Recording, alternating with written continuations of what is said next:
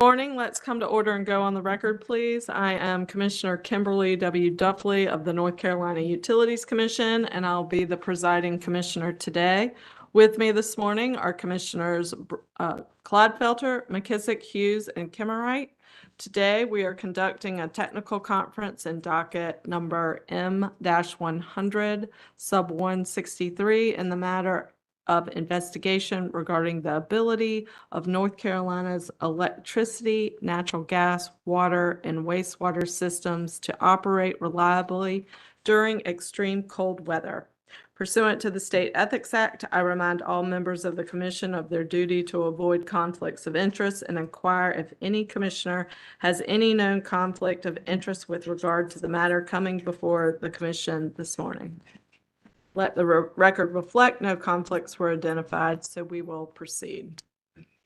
On January 3rd, 2023, Duke Energy Progress, LLC, hereinafter DEP, and Duke Energy Carolinas, LLC, hereinafter DEC, appeared before the Commission to present information on the load reduction event that occurred on the DEP and DEC systems on December 24th, 2022, due to Winter Storm Elliott.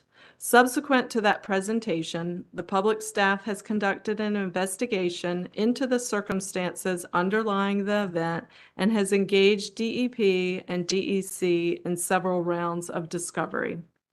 On August 7th, 2023, the Commission issued an order scheduling a technical conference for today to receive updated data and information from DEC and DEP as to the December 4th, 2022 load reduction event and to receive the results of the public staff's investigation of the event.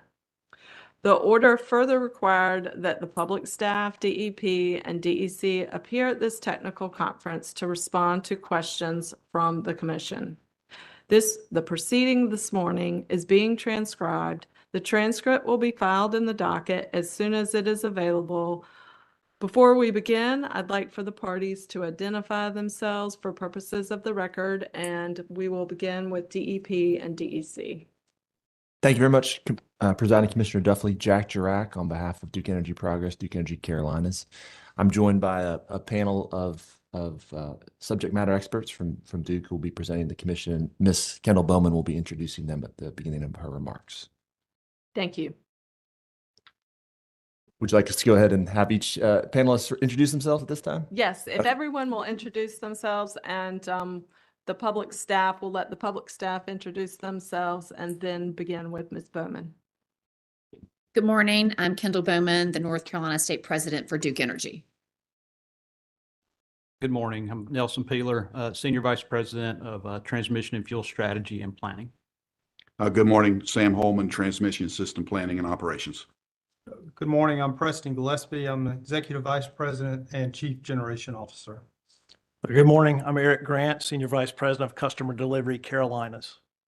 Good morning. I'm Taryn Sims, Vice President, Marketing, Insights, and Customer Engagement. Good morning to all. Good morning, Commissioners. Robert Josie on behalf of the public staff representing the using and consuming public of North Carolina. Dustin Metz, public staff, engineer. Good morning to you, gentlemen. Ms. Bowman? All right. Good morning, Commissioners, and thank you for your time today.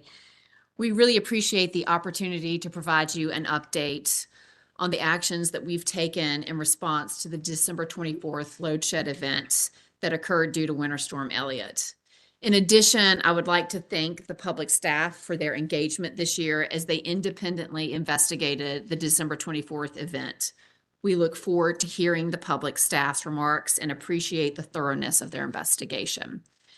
As we stated during January 3rd report to this commission, Duke Energy did not take the decision to implement the load reduction plan lightly.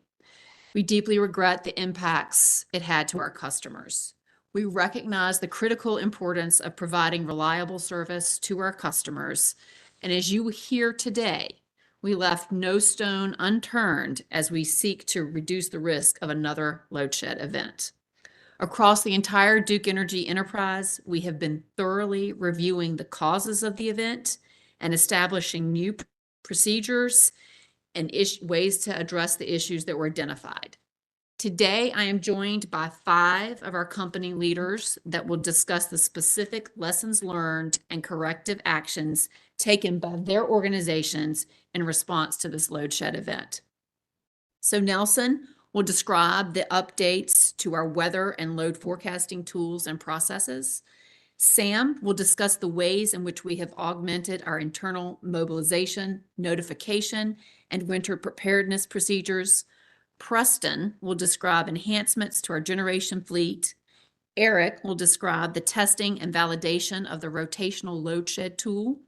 And Taryn will address improvements to our customer communications during emergency events. Again, thank you for the opportunity to be before you today. We look forward to a productive and engaging discussion. And with that, I will turn it over to Nelson. Thank you. Kendall. Good morning again. As Kendall said, I'm going to talk about the review and actions that we've taken since December, specifically in the areas of load forecasting and day ahead planning for planning reserves for short-term planning. Since December, we have reviewed processes, models, tools, all the things associated with forecasting to look for opportunities for improvement. Specifically, there are 12 actions identified in this category, and those actions are really focused around the process and organizational awareness, forecast model enhancements, metrics and assessments, as well as understanding of customer load profiles. 10 of these identified 12 actions have been completed. The 2 that still are outstanding, one is really an ongoing action. It's a continuous process. And then the 12th item is a software upgrade that we're waiting for in the 4th quarter of this year from the vendor. And while continuous improvement in forecasting is very important, identifying and planning for uncertainty in the forecast is even more critical. So I'll spend some time talking about that as well. So I'd like to share, specifically today of these 12 areas, I'd like to talk about forecasting enhancements, benchmarking with our neighbors, the grid risk assessment team process that we formalized, and then some dynamic adjustments to our day ahead forecasting. Jack, if you'd go to the next one, please. So I'll start with forecasting enhancements. Immediately following the December event, we updated our forecast models with the loads that we observed in that event. As you'll recall from our previous discussion, the forecast tool we use is a regression model, so it learns from experience. So the immediate introduction of those new loads into the tool gave it knowledge, made it learn, made it smarter, and gave it the ability to better predict cold weather in the future. Additionally, we immediately had the vendors validate those additional loads. And the vendors also gathered information from other customers who experienced similar load situations during the December event across really much of the Southeast United States during that cold weather event. That definitely improved the ability for the tool to forecast colder temperatures. Additionally, analysis was performed on how backup heat or heat strips associated with heat pumps perform during this event. Learning about the way these resistive loads perform during different temperature events was important to incorporate into our model. And what we've been able to do is incorporate some different inflection points in this regression curve so that at certain temperatures, essentially, it changes the slope of the regression curve. So at certain temperatures, multiple heat strips come into effect, and they change the load profile that's produced by our customers. So learning about the customer load behavior is very important here. So we've introduced some additional inflection points into our model so that it knows at different temperatures, say 35 degrees, it changes the slope of that regression curve to help us better predict what happens when it gets really cold. Additionally, while doing that same research, we were able to also add some breakpoints for cooling degree days. So similar for summer improvement of load forecasting as well. Also, we're in the process of determining a separate linear regression tool that would run as a supporting forecast that does not, it actually doesn't take into account history quite as much. It allows the tool to forecast some extreme days. So it doesn't say, oh, well, that's a tail event and just not weighted as much. It allows the tool to produce an extreme forecast. So we're using that in parallel with the current regression tool. And then the other thing I'll talk about a bit is we're investigating some bottom-up forecasting that can use customer load data and other data to feed into this tool to give us a better forecast for customer load behavior. I'll talk about that on the next slide a bit. So bottom-up forecasting would be a complement to our current regression tool. And by using bottom-up forecasting, we can actually get more granularity into the model and introduce load behaviors that are not uniform across a large geography that we have. Today, we essentially use 3 balancing authority area load forecast and roll those up and combine them. Bottom-up load forecasting would allow us to segregate that into more regions and have a more granular view. So looks like the box is a little hard to see, but there's a pyramid on the slide that at the top of that pyramid is the current approach where we use the 3 input load forecasts. What we're talking about is expanding that. It can be expanded down to a geographic region. So think maybe 30, 40 different regional geographies in the Carolinas. It can be expanded down to a substation or a feeder level.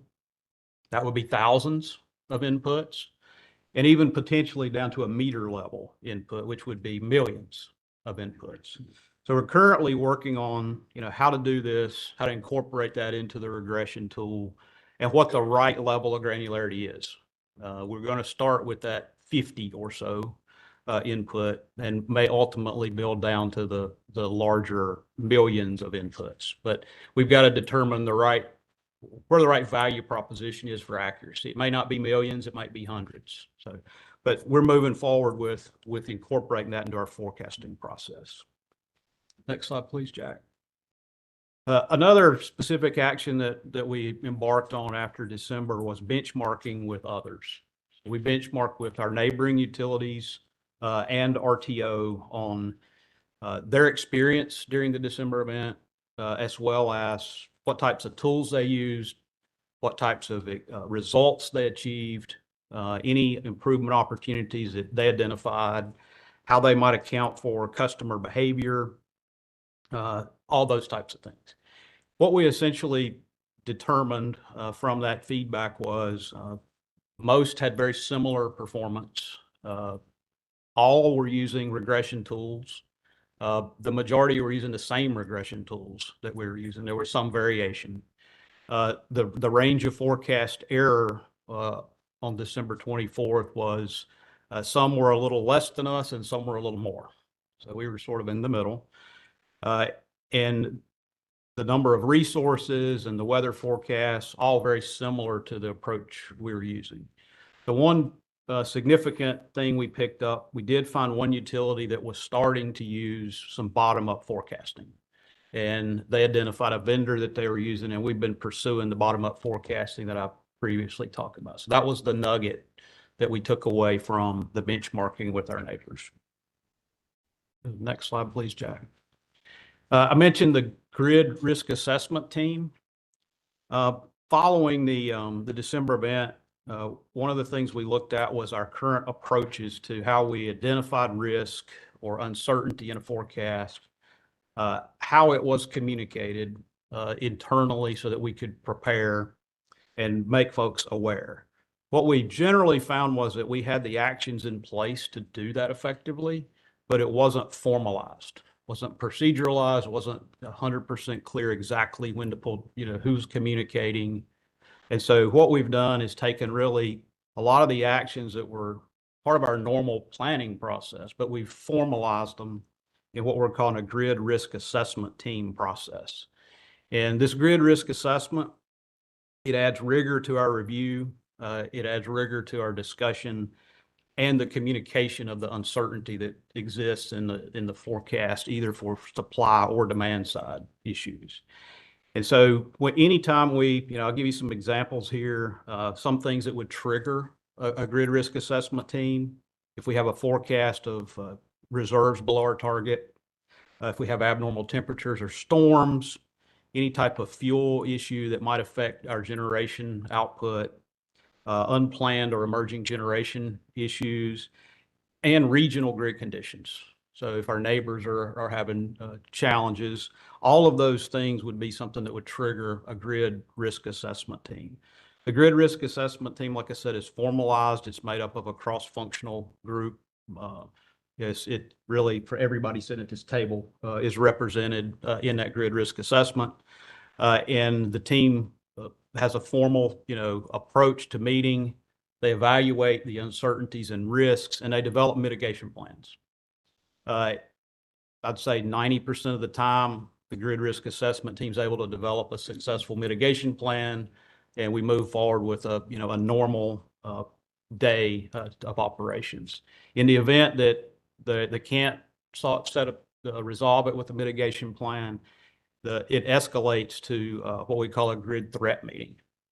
And Mr. Holman will talk about that a bit, but it would just be the next level of action, if you will, for kind of moving from planning into action to take steps to ensure we have adequate reserves and a reliable operation.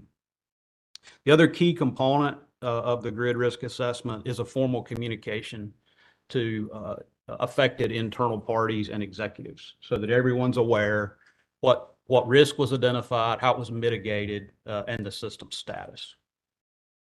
Next slide, please, Jack.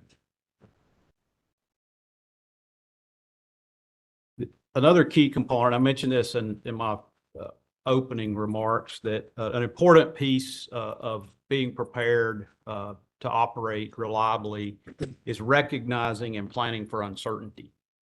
No matter how hard we work on the forecast is still a forecast. There will be uncertainty in the forecast. And so planning for uncertainty in both the supply side and the demand side of our forecast is very important. It's growing in importance as we forecast the supply side with more variable resources as well. This is a challenge that's going to grow for us in the future. So we've implemented two additional things into our 7-day ahead plan. And we've introduced an uncertainty metric for supply side and an uncertainty metric for demand side. And this shows up as a dynamic reserve number in our day ahead reserves. So Mr. Holman will talk a bit about day ahead reserves. Day ahead reserves are essentially a component of planning for uncertainty. That's why they're there. They're created to deal with uncertainty of generation performance, of load forecast error, other uncertain things. So what we now have in place is a dynamic reserve adjustment that goes into our day ahead planning reserves. I'll describe those just briefly. So from a demand side standpoint, this is uncertainty in generation output. So that could be a unit that's challenged to perform. It could be a solar forecast that's uncertain, anything on the demand side. So we're now calculating in our 7-day report an uncertainty of generation performance. This is a stochastic algorithm that's based on historical generation performance and load forecast, and it predicts in megawatts what the risk of that generation performance is. So this gives us a megawatt number to consider against our reserve target. So we can say we have 1,700 megawatts of reserves, but there's 200 of it that's risky. And so that helps us understand where we actually are positioned from a day ahead reserve standpoint. Similarly, on the uh, forecast, the load forecast side, we're doing a very similar thing with a stochastic algorithm that uses historical weather data and historical load forecast data to train this algorithm so that it can give us some indication of how much potential risk there is in the load forecast. So, for example, thunderstorms coming through at different times of the day impact our ability to forecast. Fronts moving at different speeds impact our ability to forecast. This algorithm lets us see in megawatts an indication that, you know, our load forecast is a certain number, but it could vary by 300 or 500 megawatts. Using those two additional numbers gives us the ability for the grid risk assessment team or others who are in the day-ahead planning process to evaluate the risk we have in our plan. This is a very important tool for us, and I think it'll be even more important as we go through our generation transition because there's more uncertainty in both supply side and generation side. Mr. Peeler, if I yes. could interrupt just for a second, to level set for everyone, are all of the actions that you're discussing in response to the December 24th, 2022 event, these are new processes that the company is putting into place and establishing? They are. These are, after December, we went back and reviewed everything we do about forecasting and day-ahead planning, and these are the specific actions that we identified. Okay, thank you. You may continue. And really that wraps up the component that I wanted to talk about, but predominantly is continuous improvement on load forecasting, as well as recognizing uncertainty and putting uncertainty in front of people so it can be discussed and planned for. That's kind of the summary of where I'm at. And with that, I'll pass it on to my colleague, Mr. Holman. Thank you, Mr. Peeler. Good morning, commissioners. What I want to do is review 8 of our primary post-event actions from an operating perspective. I'll be building on the information that Mr. Peeler just shared with you. If we could advance the slide. Thank you.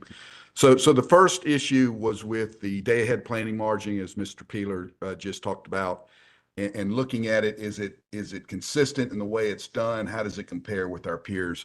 And so we continue to look at our day-ahead operating reserve margin from a calculation perspective. That's where we started. Keep in mind that operating reserve is a NERC term. It means the capacity above your firm demand that can be used for load forecast error. It can be used for generation scheduled or unscheduled outages, or for local protection, or for pretty much anything else that may come up operationally. It's basically a toolbox for the operators to use to deal with uncertainty, as Mr. Peeler referenced a minute ago. It includes both spinning synchronized resources and non-spinning resources. Typically, non-spinning resources are resources that are offline that the system operators in our energy control centers can call on. So as we benchmark with our peers, our first question was, what's your basis for your calculation? And we determined that we are very consistent with our neighbors. We did this through the VACAR group, Virginia Carolinas Reserve Sharing Group. We also reached out to our other neighbors to validate their approach to calculation of day-ahead operating reserve. And the framework for that calculation is based around really 3 parameters. One is your largest unit in your balancing authority, your typical load forecast error, and what is your typical rate of change of your load? How does your load ramp over the course of the day? So data that you plug into the equation, which we believe is consistent with our neighbors, is going to be different because different size units, different ramping patterns, different load forecast errors. But we believe that the process that we have in place is very consistent with our neighbors based on the benchmarking we did. Now, adding on to that, as Mr. Peeler just referenced, we've added these risk-informed components around load forecast error and generation availability. So we report that out to the folks that deal with this, the planning and the operating of the system, both in the Energy Control Center and the unit commitment function. Those are additive to our reserve requirements. So they take into account risks that we may face with load forecast error, stream weather, or generation availability questions that we need to encounter. So those are additive to our levels of adequacy. We have a draft procedure in place. It's been signed off, and we hope to have it finalized. We will have it finalized by the start of the winter of 23-24. Action 2 had to do with our general load reduction plans, the GLRP plans that we file with the commission, both from a DEP and DEC perspective. The issue was they are not very consistent from look and feel and from a content. And the potential is that could be confusing to stakeholders that are looking at these general load reduction plans. I can assure you there is no confusion within the ECCs. Our system operators train on their specific tools, their specific plan. And so there's no confusion within the control center to the decision makers, but we recognize the differences could create distractions. And so what we've started to do is convert both the DEC and the DEP general load reduction plan, GLRP, to a common format, to a common look and feel. Now, internally, they will still be different because the balancing authorities are different, but they will be much more consistent in terms of the look and the feel of the documents. Those will be changed, and when we file those GLRP documents in 2024, they will be updated with the new new look and feel for those programs. But there will be differences in the inside of the plan. Mr. Drack, if you can, page 4, thank you. The next 2 items have to do with our interface with our network customers. Those are our customers that have a relationship with us through our open access transmission tariff. And I think conclusions on the review of this event show that this is an area of definite improvement. We've identified all the organizations that qualify as a network customer under the tariff, and we are building, using a existing technology, a process through which we will communicate to them any kind of change in grid status, especially as we enter the NERC energy emergency alerts. And we will use a proven communication technology that does phone call, text, and emails. And they are going to responsive, operationally focused people in these organizations so that they can take action. We will be drilling this process before the start of winter 23-24, and this links back to the grid risk assessment process that Mr. Peeler referred to. That is a process that involves our wholesale customer group. That is the group within the company that works with our wholesale customers daily. And so they are part of both the grid risk assessment process and the grid threat process. If we could page forward, please. Thank you. The next one is generally how do we become more nimble in communicating grid risk, both internal to Duke and to our external stakeholders. And Mr. Peeler spoke of the grid risk assessment process and the grid threat process. So these have been formalized with rigor from an enterprise perspective. We're going to use tools that other parts of the company use for emergent type of situations. But we're building on a process that we've used in the past. The term we used was a tailgate process, but we've changed that process into the grid risk process and the grid threat process using proven enterprise communication tools that will send emails, will text messages and phone calls to the members of these groups, making sure that they're attending the calls and it requires a response. Now, we monitor the grid at all times by a group of system experts that go from system operations, economic dispatch, unit commitment, reliability, coordination, generation, corporate communication. And when the triggers Mr. Peeler referenced are met, it starts a grid risk assessment review. And then coming out of that, if the grid threat is identified, then the grid threat process will be started, and that will roll out, okay, here's where we're at, here's what we're going to do to deal with it. And we have rolled that out. We have used it some 17 times since we made that transition from the tailgate process to the grid threat process, grid risk assessment process at the end of 2024, start of 22 and the start of 2023. We've had 17 grid risk assessment meetings. And out of that, we've had 6 grid threat calls. And the process worked well. It allowed us to work through our options. We were able to communicate outwards, and we were able to work through the situations over the course of the summer. We are also conducting our winter 2023-2024 challenge board call on 10/10/23. We started those back in the aftermath of the polar vortex in 2014 and 2015. This helps us as we make the turn from summer to winter. It allows us to sharpen our focus on the upcoming winter with opportunity and time to make adjustments, to check and adjust, if you will. As we saw in Winter Storm Elliott, communication coordination is more challenging in the winter than it is the summer. The run up to the peak and the peak happen in the early morning hours, and the peak is usually 0700, 0800 in the morning. In the summer, you have the whole day to in the run up and in the crossing the peak to communicate and coordinate. We believe that the processes we have put in place and Mr. Peeler described have worked well for us in 2023, and we will continue to update and expand those as we move forward. If you could move to the next slide, Mr. Drack. So the final two actions, one is GLRP training. We conducted a cold weather load shed tabletop drill that included all of the internal GLRP stakeholders. That was conducted on 8/10. We've identified actions. They will be rolled out to the appropriate responsible parties to those actions by the end of the month. And then, as I spoke earlier, we will follow up with our winter 2023-2024 challenge board on 10/10. All of that pointing towards our readiness for the winter of 23-24, and it gives us time to respond to it. The final action was Winter Storm Elliott lessons learned from load shed training. We've incorporated the lessons learned from the load shed experience on Winter Storm Elliott on the 24th in both our Energy Control Center training with system operators and our Distribution Control Center training with the 24/7 operators there. We do that in an integrated fashion. We do it separate, and we also do it together.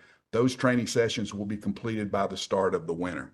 This is an ongoing process. We do this preparation before the summer. We do it before the winter. We evaluate and train both on the automation, the load shed tool, the rotating load shed tool, and the manual tool, so that our operators in both the DCC and the ECC are prepared for whatever situation that may come up.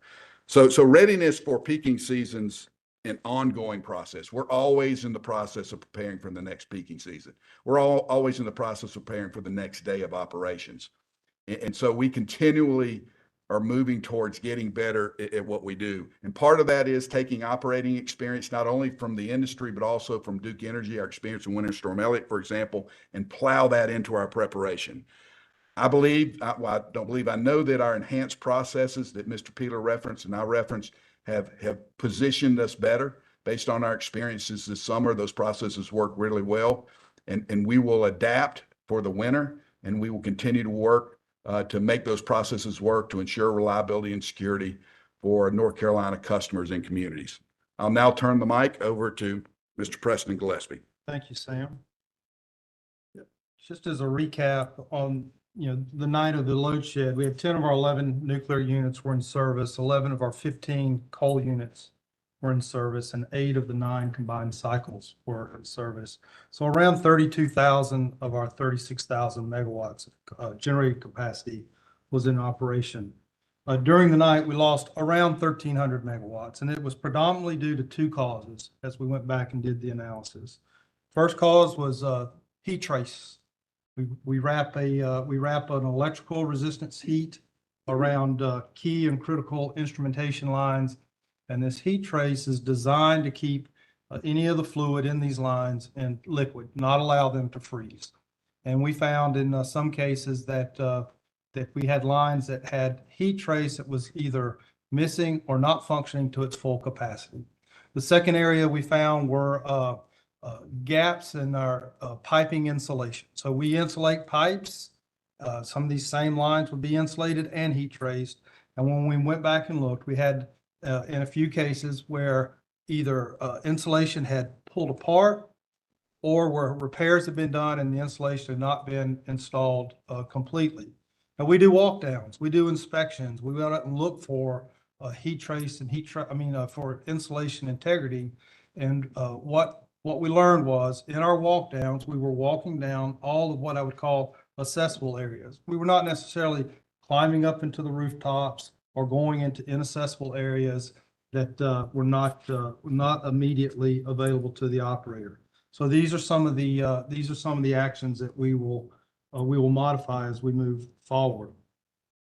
All the heat trace and all the insulation issues that we found at these 4 operating sites either have been or will be repaired by the by cold weather season. And the simple repairs are done, but we're doing some upgrades and modifications to improve our heat trace capacity and capabilities, and heat trace, the monitoring of the operation of the heat trace capabilities. Some of that work is still in flight. If we look at the, I'll go to the next slide, Jack. If I look at the other key actions that we're taking, first of all, outage optimization. So making more energy available more of the time. So we're looking at when we take units out of service, when do we start an outage season, when do we end an outage season. And these, we call those shoulder months, by the way. When we perform our outages, we do these in shoulder months. Weather doesn't always cooperate with us. We're trying to keep outages out of December. In fact, this year, by the first week in December, we'll have all our outages complete. So we do that by backing up. Now, I will tell you, we've had a very warm September. So the first week we took some of these plants out, the September was warm. We had to go back and evaluate capacity and needs with Sam and Nelson and their teams to make sure that those plans could be executed as they were laid down. Also, shorter outages, just finding a way to better coordinate, better lead the execution of our outages such that we get into and out of the outage quicker so that the facility can have greater readiness and availability. We've assigned a seasonal readiness coordinator at each of our sites. So we're going to allow one individual to be accountable for that site for all the seasonal readiness actions. It's a big job to get ready for seasons. And what's interesting about our seasonal readiness activities is oftentimes you're performing wintertime readiness when it's hot outside, and you're performing summertime readiness when it's warm outside. So you're almost a season ahead as you go through these. And what we find is that by placing greater focus and greater accountability on with a person, that we will get better outcomes on ensuring that all our readiness actions are complete. And also, just implementation of lessons learned. There were a ton of things that happened across the operation during that night and other times during the winter that never had impact on our ability to serve the customer.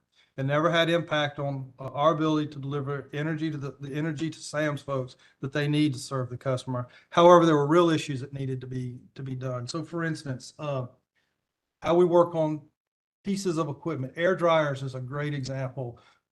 Air compressors. We use copious amounts of air in the operating power plant. That air, if it's not dry, could freeze up and cause instrumentation reliability issues.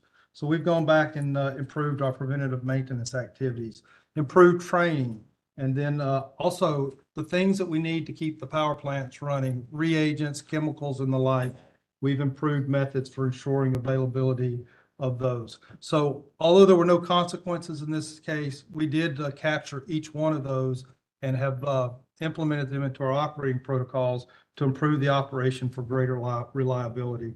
And then finally, on the next slide, Jack, we performed benchmarking. We benchmarked our peers, specifically with Southern Company, the Tennessee Valley Authority, American Electric Power, Dominion, and shortly after the 22nd, we met with all of those teams and shared both lessons learned and also what went right for each of us. So we grabbed the good things that we did as well in those interactions.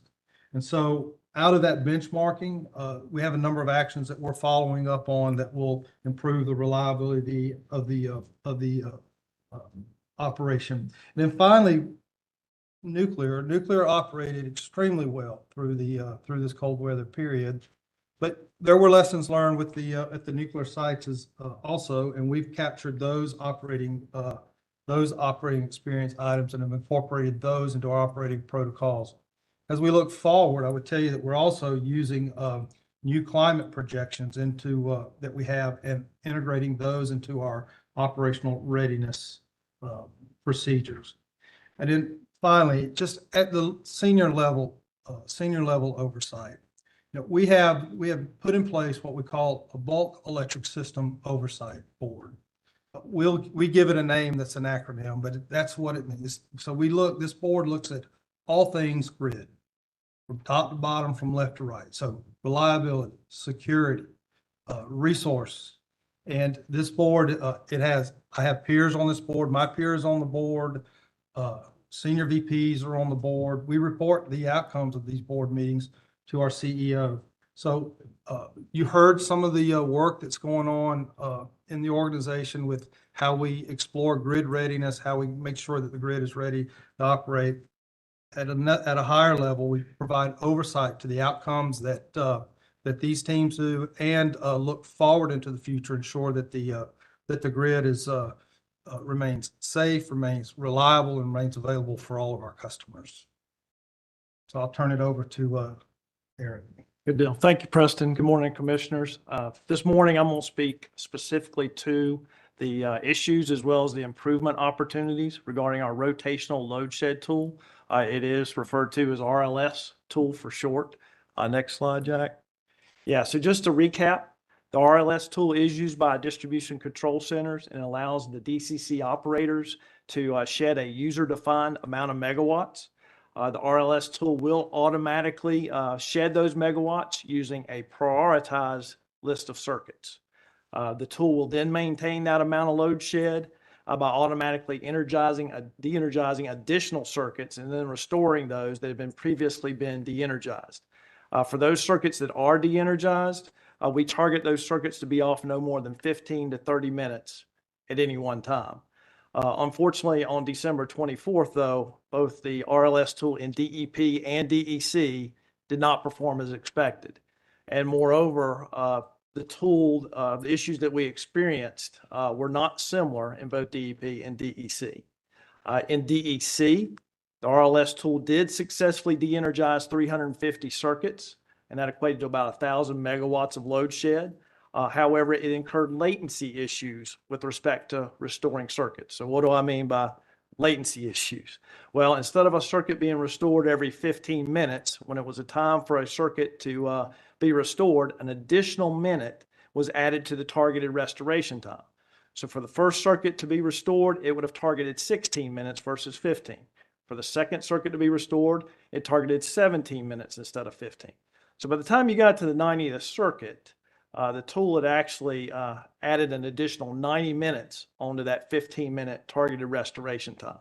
So of course, that delay that resulted in circuits being off longer than expected. It introduced cold load pickup issues, and that drove us to have to do manual restoration with respect to some of the circuits. And of course, that kept customers out longer than you would expect. In DEP, the tool did successfully de-energize 110 circuits, which resulted in about 600 megawatts of load shed. It did stop working, though, however, to issues associated with the tagging function. So with respect to rotational load shed, the tool does automatically put an info tag on every breaker that it opens as part of de-energizing that circuit. When it's time to restore that circuit, that info tag is removed from the breaker prior to it automatically being reclosed. On the morning of the 24th, the volume of the tags basically overwhelmed the tagging system, which in turn caused the RLS tool to cease functioning. So in light of these issues, we've taken a number of steps to ensure the RLS tool will perform as expected if it's called upon in the future. Next slide, Jack. So what are those steps? Based on discussions with the vendor, both the latency issue that we experienced in DEC as well as the tagging issue in DEP were caused by software deficiencies. Both the DEP and DEC RLS tools have been updated with the proper software, and it has addressed both of those issues. On top of that, we now hold weekly meetings with the vendor of the RLS tool to make sure we're aware and stay abreast of any industry issues as well as any software updates or patches that are needed to be deployed. Also, as part of our enhancement effort, we've introduced more rigorous testing protocols to identify any issues that might have previously went undetected. Prior to the 24th, we tested the testing of the RLS tool. Basically, we did so with 24 scenarios. Those scenarios would last anywhere from 1 to 2 hours in duration, with a maximum load shed of 200 to 300 megawatts. After the 24th, those tests now consist of 84 scenarios compared to the 24. Some of those last in duration of up to 12 hours. And now we actually do a load shed test using a maximum load shed of 2,000 megawatts. Some of the scenarios that, some of the examples of the scenarios that we actually test now, that includes failing other systems while the RLS is running, such as the alarming system and the tagging system. We actually run the test now with and without voltage reduction. We'll go in and actually change the times that the customer is expected to be out, say from 15 minutes to 60 minutes. And we'll also pause the SCADA system to make sure that when it's restored, the RLS tool will actually come back and operate as expected as well. We've also enhanced the testing environment. We now have a full-scale environment that mirrors our production environment. That allows us to increase the volumes and durations of our scenarios. It also includes the same data, integrations, and complexities as our operational environment. And then lastly, we've enhanced training with respect to our RLS tool. We've increased the population of those that are trained. That now includes DCC supervisors, our operators, as well as back office personnel, which would be folks like grid management, grid engineers. Our DCC operators, their training now includes classroom training as well as simulator training. And I would say we are better prepared and equipped if we were to resort to manual load shed. Now that's part of our annual GLRP drill. So in summary, we do acknowledge that load shed is a serious decision. And as my colleagues have alluded to, we've taken a lot of steps to make sure the likelihood of that is low in the future. But if faced with having to shed load in the future, we do feel like we've taken the right steps in order to make sure the RLS tool will perform as expected going forward. And with that, I will turn it over to Taryn Sims, who's going to speak to our enhancements with respect to customer communications. Okay, I will wrap us up today with that overview that Eric just mentioned of improvements that we've made in our customer communication space. So immediately following Winter Storm Elliott, we pulled together a dedicated team to focus and do a look back at what we communicated and how we could do that better given the circumstances. So if we did find ourselves in this position again, that we could get our conservation messaging out very quickly and make sure that it's appropriate for the type of event that we're experiencing, whether in the winter or the summer.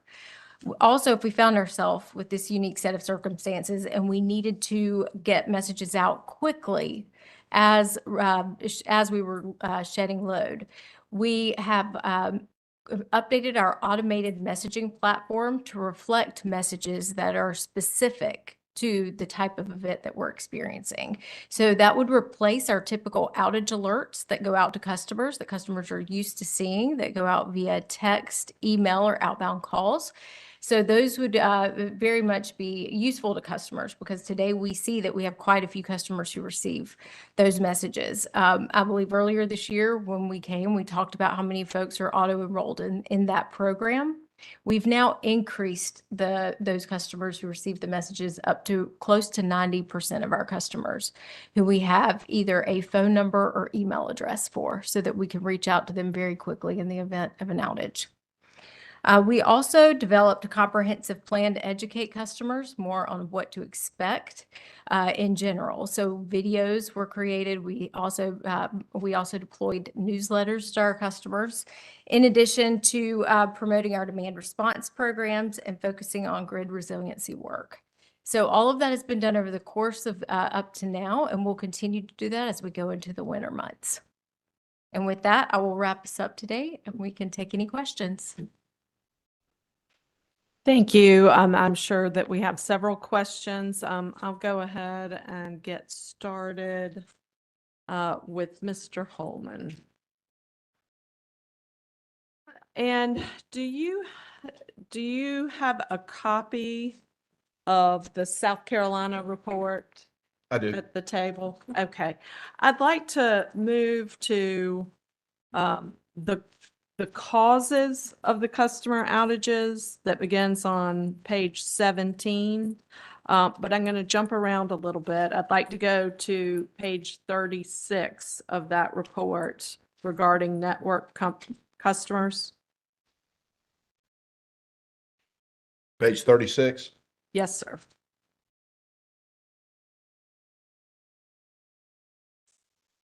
I'm there. Okay, so you explain in cause number 4 the network customers, and I just want to drill down a little bit and understand the current rules and regulations with respect to network customers and specifically what changes are being made. I heard you state today in your presentation that you're working with the network customers and you're working on communication technology. And I'd like to know what that looks like, but more importantly, how does that communication actually resolve the issue here? And so and first let me level set and make sure I understand what the report states. So as I understand it, a network customer who had contracted with an independent power producer lost the independent power producer's generation tripped, and they lost that service. And so DEC provided that power to the network customer pursuant to the procedures and pursuant to the OAT. Am I correct in that assessment? Which affected production that could have gone to other DEC customers. Subject to check, I believe that is correct. Okay. So had that independent power producer not tripped, could DEC have avoided this load shed event? It would not have been enough generation to avoid the load shed event. Okay, thank you for that. And then with respect to if we ever get into this situation again within North Carolina, is the company looking at, or does it even have the ability to change the terms of the OAT with respect to curtailing that network customer? So I'm not an expert in the open access transmission tariff, but what we're trying to do is, one, become more nimble and agile in communication with those customers, all of them, and work with them to let them know, okay, we're in this grid status. We're approaching an EEA1, EEA2, EEA3. If you recall, EEA3 is we're on the verge of load shed, and the direction to them, the operating instruction to a network customer will be stay in balance, because they've got their own obligations. As a balancing authority, we're looking at the balancing authority load. We really, as a balancing authority, we don't recognize the different customers. We're looking at the overall balance of the footprint. And so our instruction to them would be balance your load with generation resources. And we are working through the process through which that would actually be executed. And that's part of the that's part of the relationship we've got to establish with our network customers, a clear understanding of how that would work. And you were talking about this communication. I assume within that communication, if the network customer had demand response programs, their own load reduction programs, that you would have visibility. You're trying to increase that visibility as well. What we'd like to happen, if we could, this is kind of the vision, is we progress through our programs, demand side management, customer response. They're doing the same thing. We're doing this together in sync with each other as we go through it. And the commission knows the challenges with the timing of all this on December the 24th, a holiday early in the morning. That's where I think the grid risk assessment process and the grid threat process and some of the things we're doing in terms of adding those operating reserve triggers that increase the operating reserves, we can do this more proactively. So we're not sitting there at 2 a.m, 4 hours away from the peak, trying to get people to operationally respond. And so that's part of the work we're doing with our network customers. We need contact information that are operationally responsive. Some of our customers, network customers, are very sophisticated in that space. Some of them aren't. So we've got to work with them to identify those operationally responsive contact numbers and emails so that So that when we give them an instruction or give them an update on status, they can take that and make adjustments that help the situation. Hopefully I'm answering your question. You are, Okay. and thank you for that answer.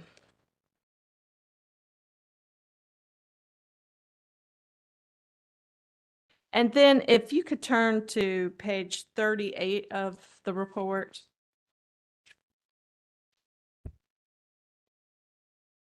I'm there.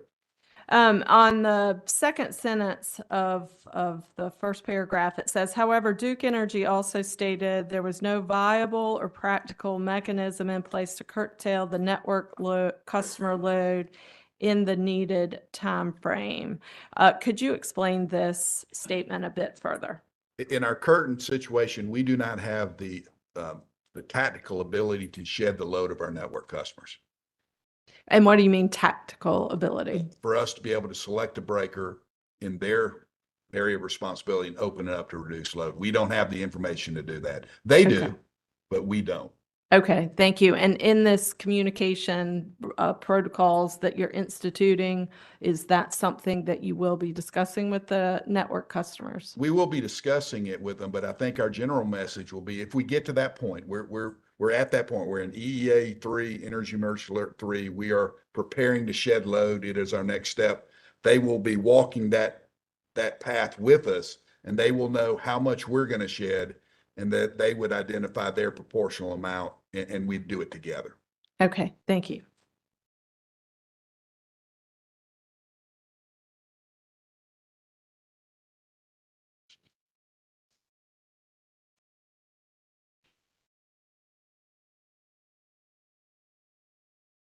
So moving to Mr. Peeler.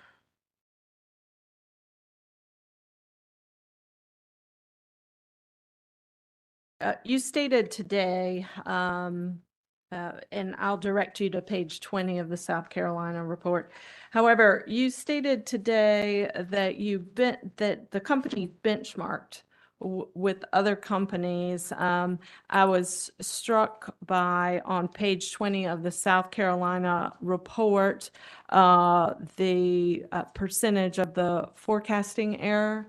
But I heard today that when you benchmarked that you were in the middle with respect to the forecasting errors. Is that correct? Yeah, so just, I guess, to maybe talk to the chart that's on here, the forecast error we benchmarked was predominantly day ahead, and some of this is week ahead. And so we know that if you go a week ahead in this cold weather event, they're big numbers. The day ahead numbers that we benchmarked, which is, when you have time to plan, our forecast error was in the 6 to 10% range. And we saw anywhere from 5 to 12 when we benchmarked with others. So pretty much in alignment. Okay, thank you for that. And then could you talk a bit more about the one, I'm on page 7 of your today's presentation. You talked about how when you were benchmarking, there was a utility that was using the bottom-up forecasting, which you've added as well. When you reviewed that bottom-up forecasting, was that utility's forecast more accurate than the others? So it was a little bit lower, but closer to ours. It wasn't one of the higher ones. And to be clear, they don't have a full implementation of bottoms-up forecasting. They have a tool and a vendor where they're incorporating some bottom-up forecasting. And in the areas where they had it, they saw some benefit. So they saw closer to 5% in the areas where they were using that. Okay, thank you for that.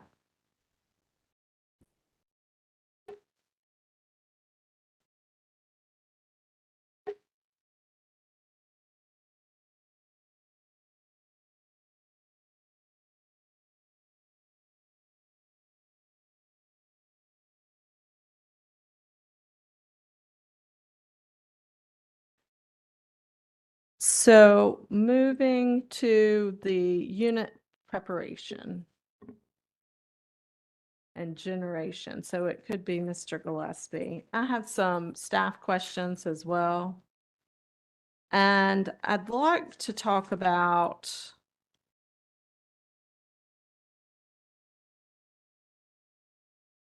the report with respect to the specific outages. And you mentioned that that staff did the pre-walk through to look for lack of insulation and look at your heat tracing. And could you just speak a little bit more as to how you're going to try to catch every single issue? Because 1,000, as I understand it, with just 3 units, 1,000 megawatts dropped. And could you just walk through again how the company is going to try to catch every single one of these potential defects in the installation of heat trace and cracks within the insulation? Sure. So for the existing heat trace and the existing insulation, we're going to start off first by installation quality. So we'll go into our work management systems and make sure that when we're doing work on insulated lines, when we're doing work that involves lines with heat trace, we get that work, we get those repairs done. And when we walk away from the repair, the insulation and the heat trace is fully functional. That's the first thing. We've also installed, we're installing temporary monitoring in some of the critical instrumentation boxes that will monitor the temperature and monitor the performance of the heat trace, such that we would know that a heat trace circuit is not functioning as expected. That would be the second way that we're going to do that. And then the third way would be through training. We're going to train our operators to do a better job, to be better able to recognize the any anomalies that they would see as they were walking down the plant that would impact insulation. The key is to be able to focus the operator on those critical pieces of instrumentation, those critical lines that are necessary. Because you walk into the power plant and you just see a maze of piping. You know, most of that piping is going to be fine because it's got hot fluids going through it. We need to make sure that we have specified the particular pieces that we're going to look at. We've also, in addition to the heat trace monitoring, there's other things that we can do to make sure that the heat trace is fully functional and go out and test to make sure that the heat trace configuration is exactly as we expect it to be. Many of the issues we saw were on items of original construction. Mm-hmm. And so, you know, and it's no excuse. We should have configuration control down pat when we accept turnover from the facility. But there were some lessons learned in making sure that, you know, once a new facility is constructed, that as the facility gets turned over to my team, that those configuration control practices are rock solid. Okay, thank you for that. And then on page 32 of the South Carolina report, you had a temporary fix for an outdoor piece of equipment. Has this piece of equipment received a permanent weatherization fix? It's in progress. This is some of the work that we're doing at all the sites, finishing up. This was an insulation piece of work. It should be done by now. We've got a I think it was in October. It's a mid-October due date to go back and put check marks and get endorsements on all of these repairs. And I apologize for how this repair looks, but it was done in real time, and we just wanted to get the system back in service. But all the repairs, so at the 4 facilities, all the heat trace repairs, all the insulation repairs will be complete by cold weather. And most of the repairs are complete now. The only thing outstanding is where we were doing upgrades and putting those systems back together. So we will not go into the winter season with open repair items.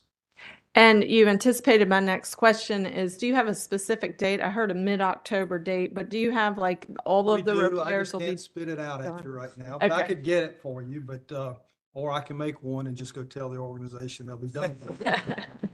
But just in fairness to Paul and his team, I'd ask that I maybe follow back around with you. No, it's prior to, it'll be prior to the December 1 operational period, Okay, thank you. if that helps you. Yes, that does help. I should have that date for you.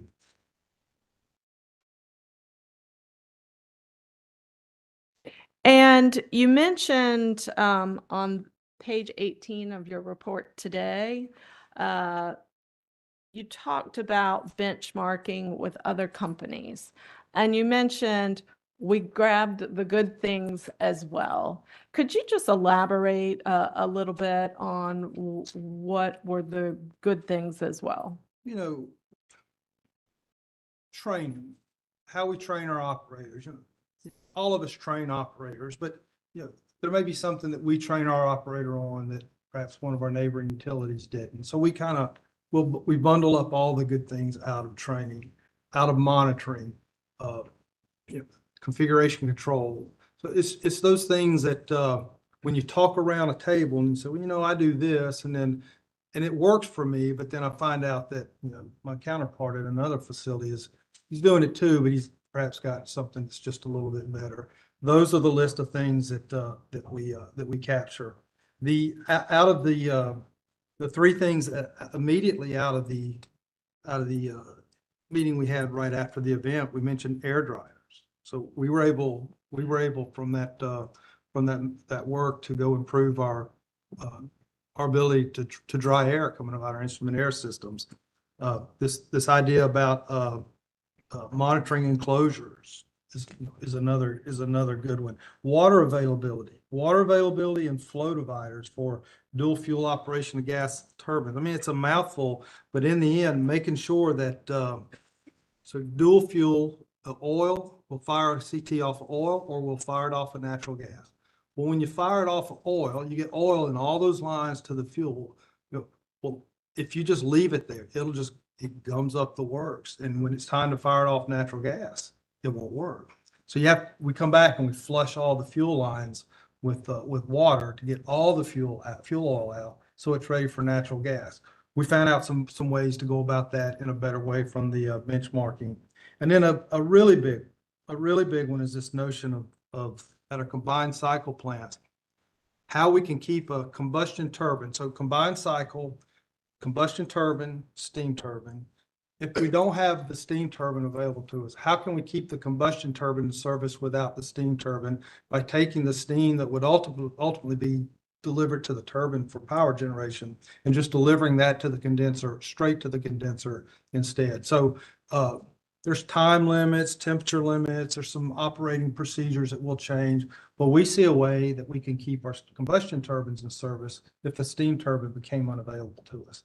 So all of these, you take all these ideas, you go back, you get them through your engineering, you get them into your operational procedures, and what it results in is, in the end, improved reliability and more energy that we can give to Sam and his team. Okay, thank you.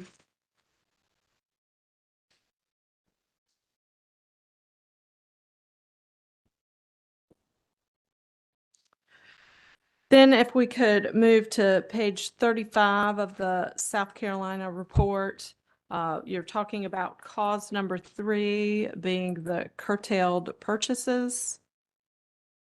And in the second full paragraph, you indicate that Duke Energy made a series of power purchases scheduled for December 23rd and 24th on a day ahead and intraday basis. I just want to make sure I understand when these power purchases were made by Duke. Were they made in the day ahead market? Am I reading that sentence correctly? Or when were the purchases made? I'll Yeah, make it they a were more made broad question. Starting the afternoon before. So the 22nd? Yeah, and up into later in the evening. So they were progressive. Okay, thank you.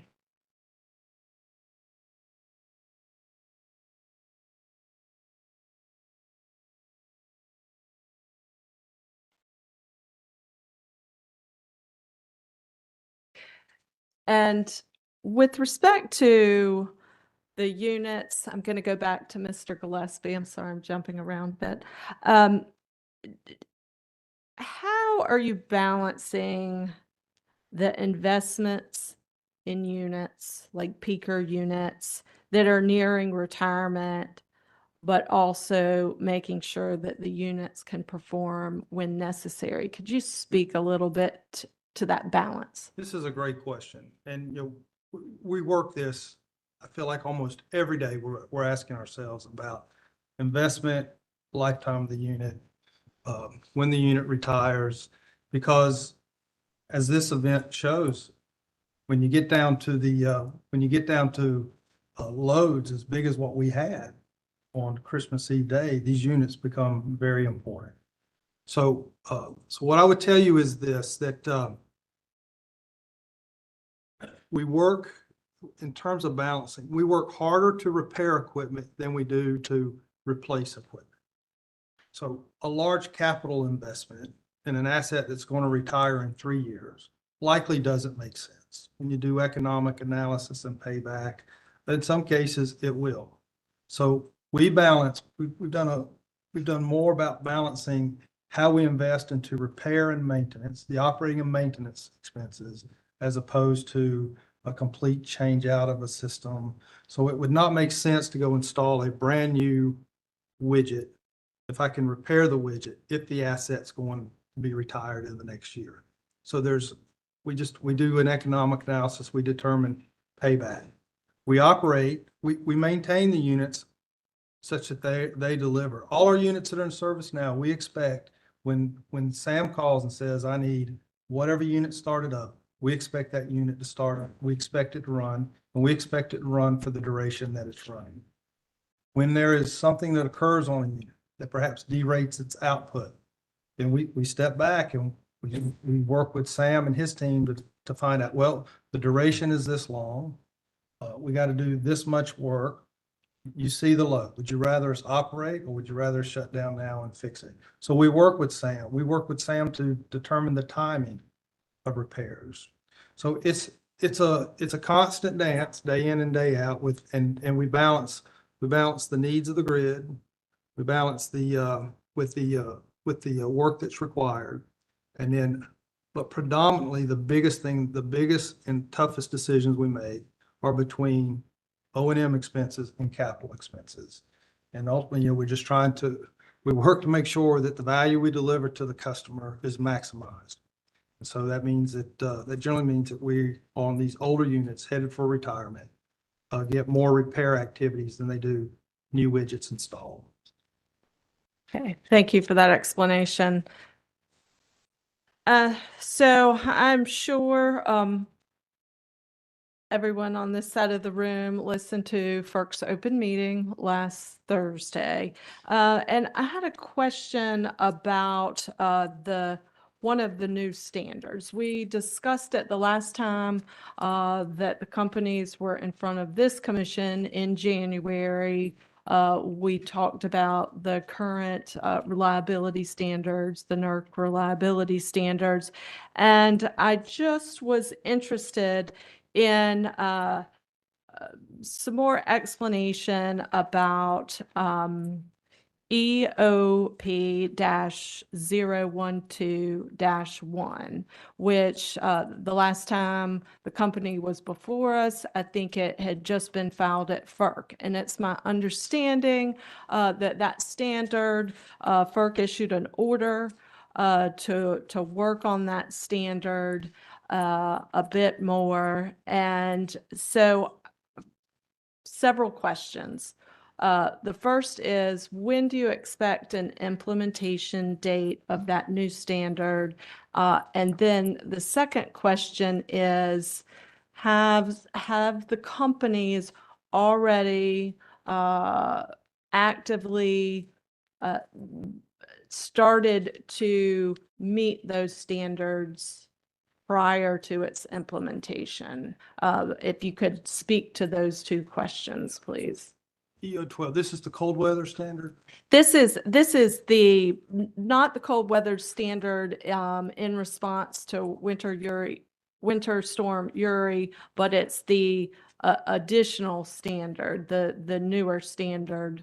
And it's called, I believe, EOP -012-1. When we discussed it in the prior briefing, it was entitled, I think it was referred to as Project 2021.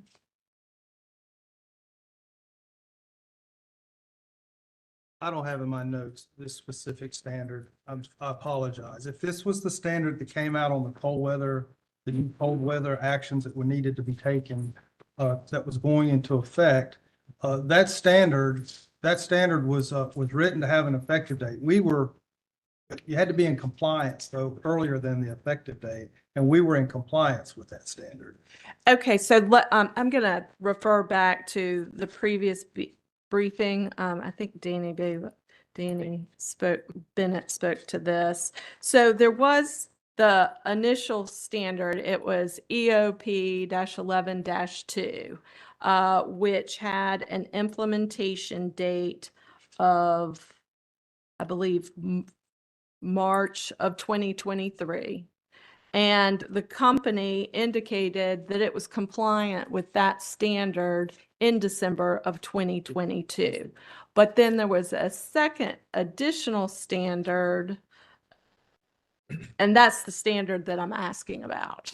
And so Ms. Bennett stated that this standard that was filed builds on EOP-11-2. So the standard that has been filed for approval requires you specifically understand the operational limits of your equipment, that you specifically identify your critical components, and that there is 2 different requirements depending on whether you have a new generation station or an existing generation station. And that is the standard that I'm asking about. Are you proactively implementing this new standard at this point? Yeah, let me try. So first of all, that standard's still in the process of being approved.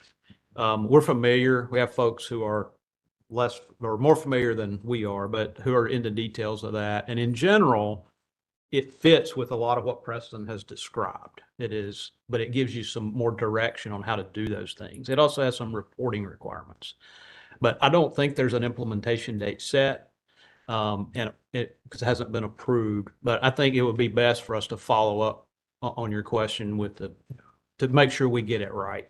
Okay, that I would request that you Yeah. file something in the docket just stating how compliant you are, understanding that there's no current implementation Yep. date within that standard of We that can standard. certainly do that. Okay, thank you for that.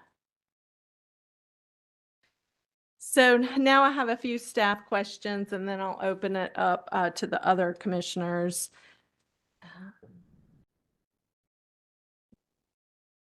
So Ms. Bowman, with respect to the findings from the South Carolina report, do you generally agree with all of the findings that have been presented?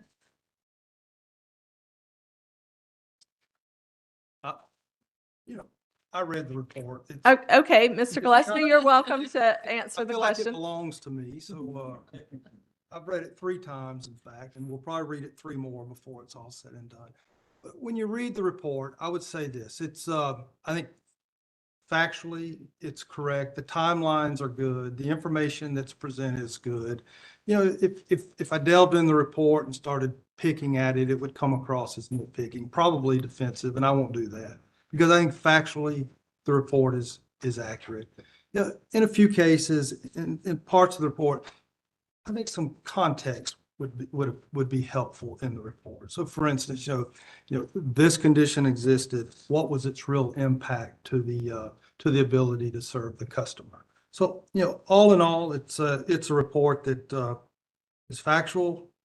I would like some more context in some areas, but there's nothing about it that kept me up at night. Many of their recommended actions were actions that we were already performing or planning on doing. So it's not like the recommendations weren't good.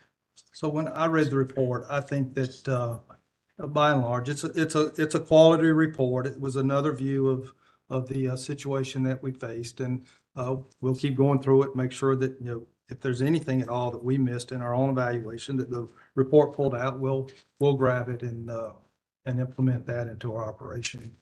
Okay, thank you. And could I just So- add that I believe we have completed a lot more of the corrective actions identified in the report than the report Yeah. mentions. So a lot more has already been So completed. this is some of the context that Okay, thank you both for that answer. Now moving to Mr. Grant. I haven't asked you, have I asked you a question yet? I don't think so. With respect to the rotational load shed tool, in reading the reports, it looked like potentially just testing this tool in a simulated environment versus an operational environment was part of the problem that the company didn't realize that the issues because the testing was done in simulation. But I also understand that that the company did not want to incur customer outages to actually test it in a kind of real-time operational setting. Can you talk with us about the cost benefit analysis currently about testing this tool in real time so that everyone is assured that the tool hopefully will never need to be used again, but that if it is ever needed to be used again, that it will actually do what it's intended to do? Yeah, so again, we take load shed very seriously, and quite honestly, to turn off load is a safety or a risk to our customers and to the public. So we would not bring that into the equation. That's why we have really spent a lot of time enhancing the environment that we test the tool under now. Okay. I spoke to some of those things pretty much. You're right, the testing before lacked volume as well as the magnitude of megawatts that were tested, and that in and of itself allowed some of these issues to go under the radar and were not picked up on. But we feel pretty comfortably now that we've enhanced that environment, both from a duration, amount of megawatts of load shed, plus we've added all the interconnection. I shouldn't say all, a lot of the interconnections that the tool would have in play if it was to actually run in production, to make sure that we understand, is there any other impacts to the tool from other applications that are being run at the same time. For instance, if the tagging tool is running, it's not negatively impacting the RLS tool, or the RLS tool is not negative impacting our outage management system, those kind of things. We have that interconnectivity at play now. So I think we're definitely better postured to see if there's any issues if we did have to run it in a production environment. Okay, thank you for that.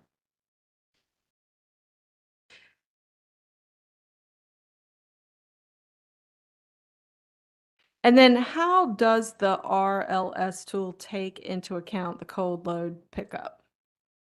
Well, so as I mentioned before, we target customers to be out about 15 minutes in duration. That could go a little longer, maybe up to 30 minutes, depending on how many megawatts you're wanting to shed.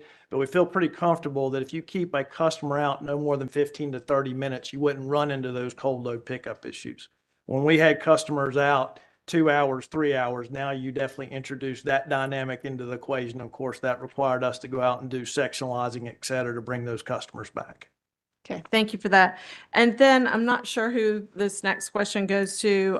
Could you speak more about the role of energy efficiency and demand side management in future extreme cold weather situations like this? What proactive metric or tool or procedure that has the company created to squeeze more benefit from EE and DSM? Yes, I can address kind of the ensuring that we're maximizing our demand response capability. That's a part of the grid risk assessment team. Individuals who own those programs are on those calls And we can, one, know what's available to us in that particular window of challenging operating space. And then we can make sure that we're leveraging the maximum amount of demand response DSM that's available to us at that time. So those folks are involved in the grid risk assessment meetings, and they're also involved in the grid threat discussions as events evolve to that level. Okay, thank you. I could also add that we are working very diligently right now to enroll more customers in our programs and to make sure that we're doing our very best to educate them on the benefits for them, for our customers in general, the benefits of energy efficiency and our demand response programs, but also for the grid itself. Thank you for that additional information. Okay.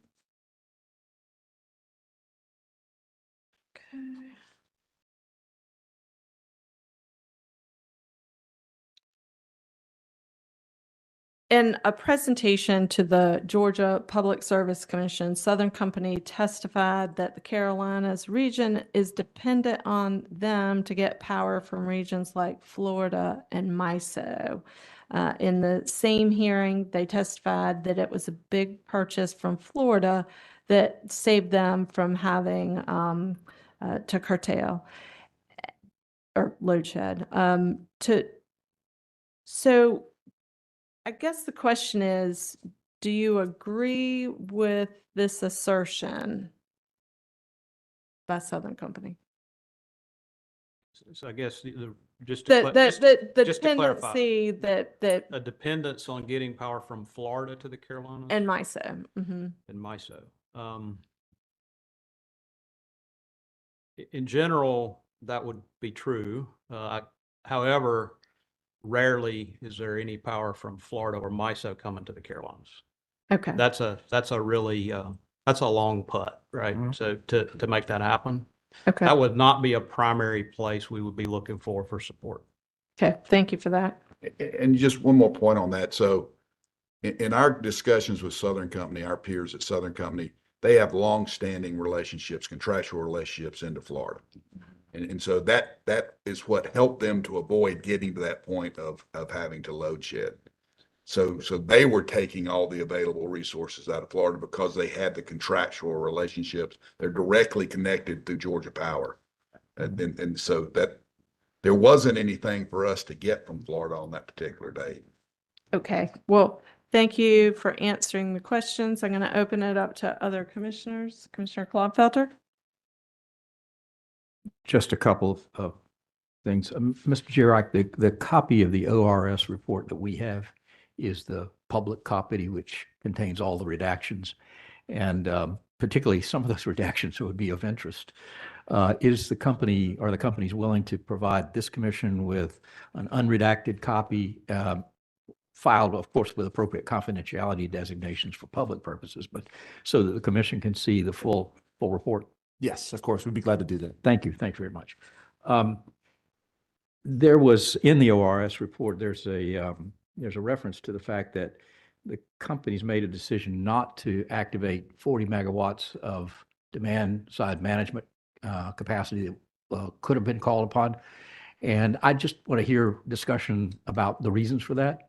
The reference is that these were residential DSM programs and that they were not activated. So can someone talk to me about the decision making of why that was not called on?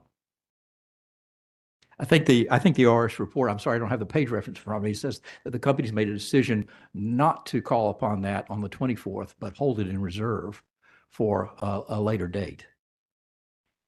Is that accurate? Is that I see a lot of puzzled looks there. Give us 1 minute, see if we can put our fingers on the right page. My apologies. I made a note of it, but I don't have the actual report in front of me. I can give you a page reference.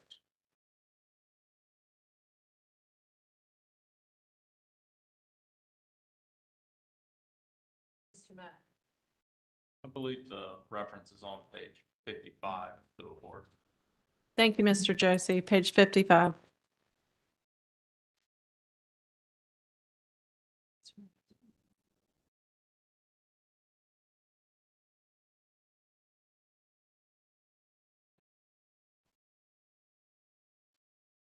Page 55, I see customer communication, so I must have a different. Same version. here. I'm looking at the PDF. Actually, it's on page 44. 44.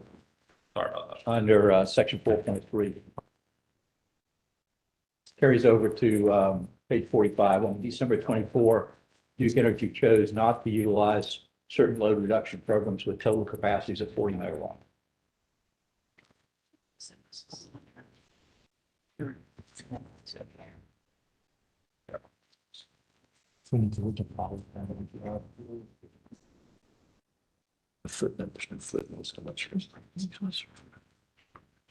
Should we follow back?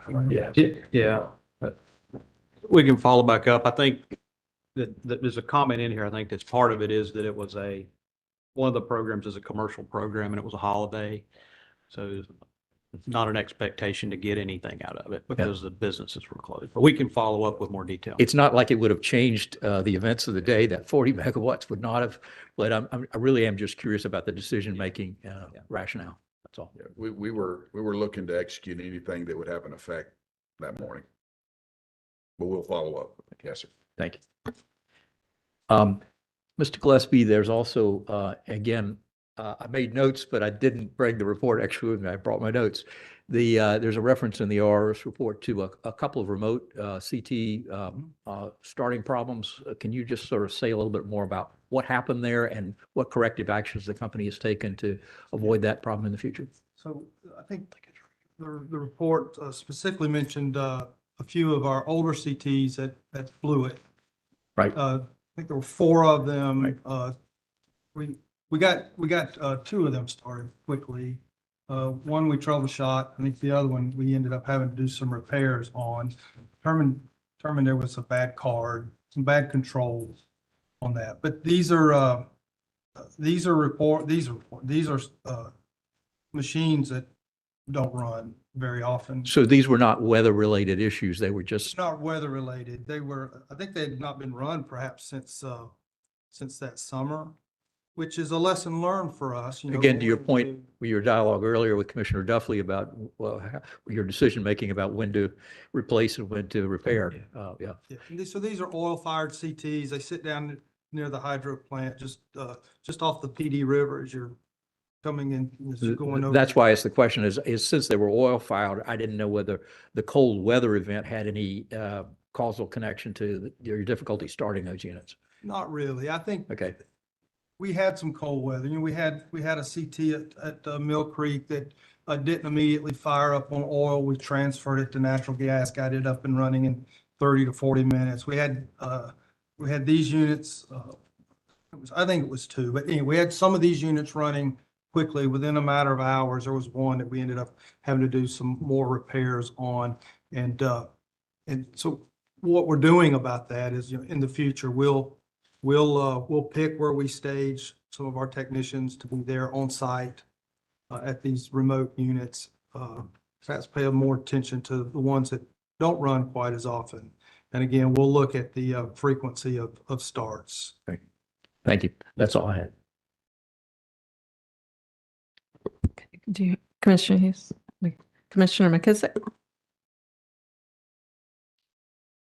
Just a couple of questions, not many, because I think Commissioner Duffley did an excellent job of covering the landscape.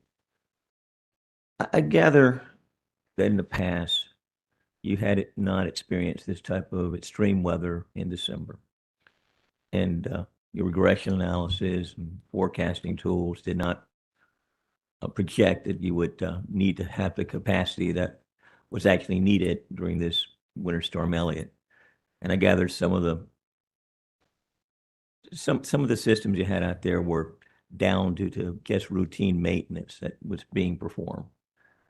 Now, in light of the fact that you now have that history of this type of weather event, moving into the month of December, do you reasonably anticipate that whatever normal maintenance that might be required that would cause you to not have available certain capacity, that you would continue with that practice?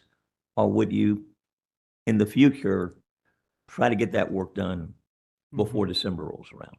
I mean, it's just a basic question as to what Sure. your practices will be moving forward in light of this history that you've observed and experienced. That's right. So, we talked about outage optimization, and a key piece to that would be to get in and out of our outages by December. This year, we worked on that. We scheduled our outages such that they'll be complete by the first week in December. I go back to these shoulder months. So if you look at when like our hydro units can do their outages, well, there's all different types of competing effects as when you schedule. They can or can't be out during the summer. What do water flows have to be in order to allow the units to be out of service and the like. And so we take all of that into account. But in the end, we're optimizing our outages to minimize any outages in December, and certainly our big thermal generating sites to be out of outages prior to the December month. Another interesting thing we're doing too is just like where you sequence your outage, or when we're informing outage start dates by the risk of some of the work activities that we're doing. So if you're doing inspections, say at a nuclear, and if you find the condition you're expected for, and it's going to push your outage out further into the cold weather months, then we should inform our start date by that information. So we're really, we're adding a level of sophistication to our outage scheduling process to ensure that we maximize the energy available to Sam and his team to deliver to the customer. Okay, and I guess another question that came to my mind in reading this South Carolina report, it looks like you have this internal meteorological team that was out there really doing its job and suggesting, apparently as early as December 12th, what you might expect. And certainly by December 21st, making projections about what that temperature range was going to be, 15 to 20 degrees colder than what would have been typically forecasted. And then actually going there and saying wind chill factor will be -5 degrees up to +5 degrees. They were factoring in the wind chill. I mean, it seems like they had insights that clearly suggested that you were not going to have enough generating capacity available to meet the demands that were forthcoming. Now, that was my read of what was in that report. So, yeah. I'll respond, sure. Yeah. So two things. There's forecasting weather, and then there's translating weather into load. Yes. And so the challenge here was the weather forecast was fairly close, particularly as we got closer to the day. It was fairly close. The challenge was translating that weather into the customer behavior and the load performance. That's where our model struggled. The meteorologists did a pretty good job of getting the weather right, but translating it into the actual load that we would anticipate is where the regression model and all things we've been talking about didn't perform like it needed to. That's the gap, which is we're taking, we spoke about a number of actions we're taking to try to close that gap. And if I could add, Sure. we were taking action based on the weather and how it translated into load. We brought 6 of our units into service, between the 12th and toward the 18th as a result of the changing forecast. So we were looking at what energy was available out on the market as a result of these changing forecasts. So, we're proud of the weather team. They give us good information. They were giving us good information. We were actively working that information. So back during Winter Storm Elliott, when you were getting that good information, I mean, was there any degree of effort to reevaluate in that ongoing period?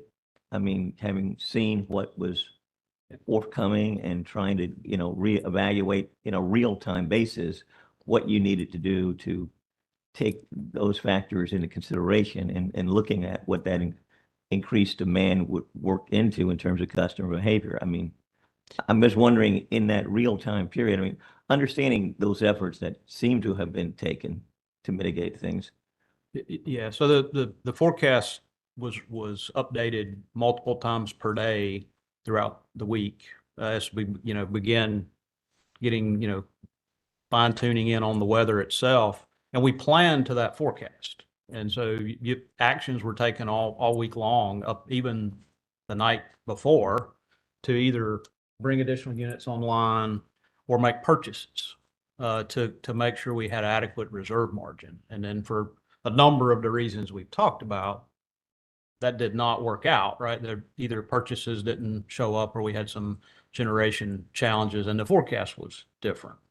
But absolutely, all the way through, I think you can see steps taken to plan for what we believe was the forecast. And again, it was not completely accurate, but the forecasts were updated multiple times per day to take that into account. I mean, it seemed like the South Carolina report suggested that you didn't do much between the 23rd and the 24th to go back and reevaluate what Right. that demand We would have, be. those are some of the nuances that we don't completely agree with in the report of their characterization of not updating forecasts. The forecasts were updated. So you would take issue with that characterization that's in the report. We would. And of course, you went out and made purchases, and I want to really understand when there is a firm commitment, when you know that it's going to be delivered rather than curtailed. Because I used to, prior to this incident involving Winter Storm Elliott, think that the word firm meant firm, not firm with an asterisk that stated, if available, we will deliver. And it may be that when you need it the most, we will deliver nothing. Because that's what happened. Yeah, so my experience, that's the first time I'm aware of we had a firm purchase curtailed. This is the first time. Yeah, so we thought firm meant firm as well. And certainly understanding, sure you've seen PJM's reports and so forth on their situation, the amount of generation loss. So, but yeah, again, firm to us was firm, but we anticipated that being delivered like it has been many times. Historically. Yeah. Moving forward, in light of that, I mean, are you reevaluating, what to do in terms of firm commitments? I mean, yes, I think that you're going to a really great point. So one, we certainly evaluate, where the energy's coming from. In this particular case, there really wasn't another option, right? There wasn't, you talked about Southern Company situation, so we didn't have a lot of option, but we're certainly evaluating, how much we can depend on outside purchases to serve our peak loads. And, not to bring it up here, but certainly we'll be talking about that in the CPRP discussions that are coming soon. But we're risk evaluating. Is the risk of imports during peak times, what can we rely on? And what do we need to be able to generate ourselves so that our customers are, have an adequate supply? So absolutely. and I'm glad to hear that's the way you're approaching it, because I would, with that experience and knowing that extreme weather events are probably more likely moving forward, that, that to deliver a degree of certainty or to have actual reserves that are your spinning reserves would likely be a better. Yeah, we certainly have to evaluate that with the way, the resource mixes are changing for everybody, the types of resources that are available. So we're definitely considering that. Commissioner McKissick, if I Sure. could add something. So in my 38 years in the industry, firm purchases have serve a lot of purposes, and they've been highly dependable, as Mr. Peeler's referenced. But it's always been the understanding that the seller's customers are more important than the buyer's customers. If they're at the place of where they're fixing to shed firm load, they will cut you. That's the nature of the market. And PJM was on the verge of shedding their own customers. And so they could have gone two ways. They could have gone to transmission loading relief process and cut the schedule, or they could have cut the schedule based on the inadequacy of their generation. But that is the nature of depending on firm purchases. Got it. This is partly what is motivating us in terms of our reserve margin. and the need for additional reserve margins. Because when you look at what can you count on the markets to deliver, when can you count on the market to deliver? And when you put all that in the mix, it clearly points to the need for increased reserve margins. And based upon the South Carolina report, it seems like I also recall where Duke Energy was still actually selling power to other entities as early as, I guess, around the 23rd or so. Is that correct? It is. So when we had available energy, we were providing energy to TVA. Again, while it was available to prevent them from shedding more load. They would have, again, that would be utilities would do that. They would do the same thing if they had the Right. available energy. And then, also we had some sales to South Carolina utilities over this event as well. Okay. That did not. It did not impact- impact it because the No, that hours was it was when being sold. we were not in a situation where we were shedding load at those points in time. It was just before that event, I gather, And after. and after, right? And in terms of this rotational load share tool, I gather there were problems because of software updates that had occurred. Do you know when those software updates had occurred as it related to this particular storm event? How far in advance had they occurred? Now, the actual software patches that we installed were known issues, known to the vendor. Unbeknownst to us, those software patches existed or that issue existed. So, of course, once we engaged with our RLS vendor, they did let us know those patches existed and we then installed them. But that's why we've since we've got a very proactive approach with that vendor. We're having weekly meetings with that vendor to make sure we're aware of anything that's popping up from an industry perspective around the RLS tool. And again, any software patches that would be applicable to the versions of RLS that we're running as well. And in terms of interoperability, in terms of your ability to use, once those software patches occur, I take it interfered with your ability to actually use the tool effectively. Is that a correct assessment or is that an incorrect statement? I mean, again, the latency issue as well as the issue with the tagging function, again, both of those were known. They were known to our vendor. They were not known to us at the time. And I know in response to Commissioner Duffley's question, she asked about this rotational load share tool and, how you went about testing it, things of that sort. And I know your response is you don't really want to do it in real time to negatively impact customers. But do you think that if customers were aware that they might be subject to a potential test, that it might be worthy of periodically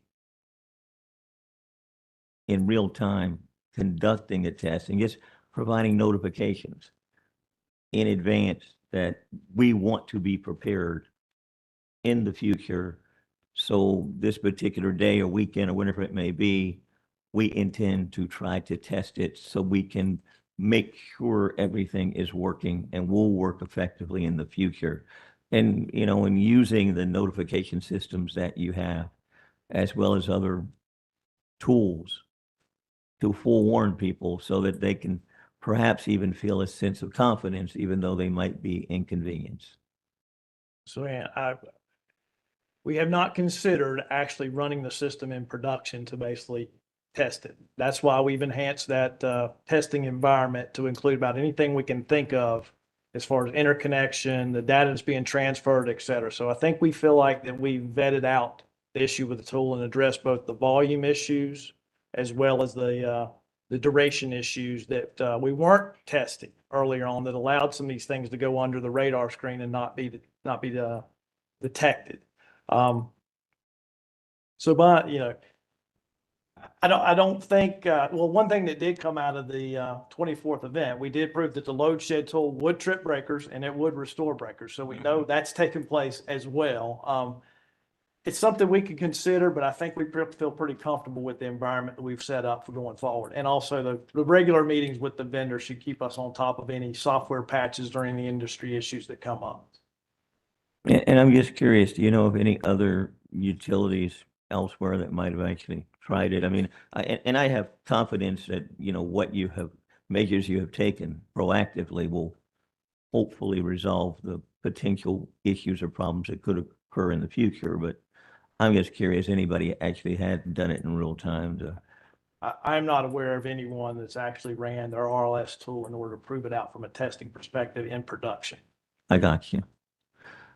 And then lastly, I know right now you say that there's like 90% of the customers you have either email addresses for or ability to text message them or to communicate with them. What percentage would it have been at the time Winter Storm Elliott occurred? We went back and looked, and we believe it was between 60 to 75%, depending on the state and the area. But in North Carolina, we have quite a few mobile numbers for our customers, at least over 60%, and even more email addresses. And what measures were taken to actually get it from 70 to 90? Because I commend you on doing that, because I mean, that will help a lot if these events have to take place in the future. Great question. So what we did was a series of measures. So we went through and auto-enrolled customers that had started service since the beginning of this year, which is something that we typically do on an annual basis. We just hadn't done it yet. This was the end of the year. We needed to start and do some of that this year. So we needed to refresh it. So we refreshed those.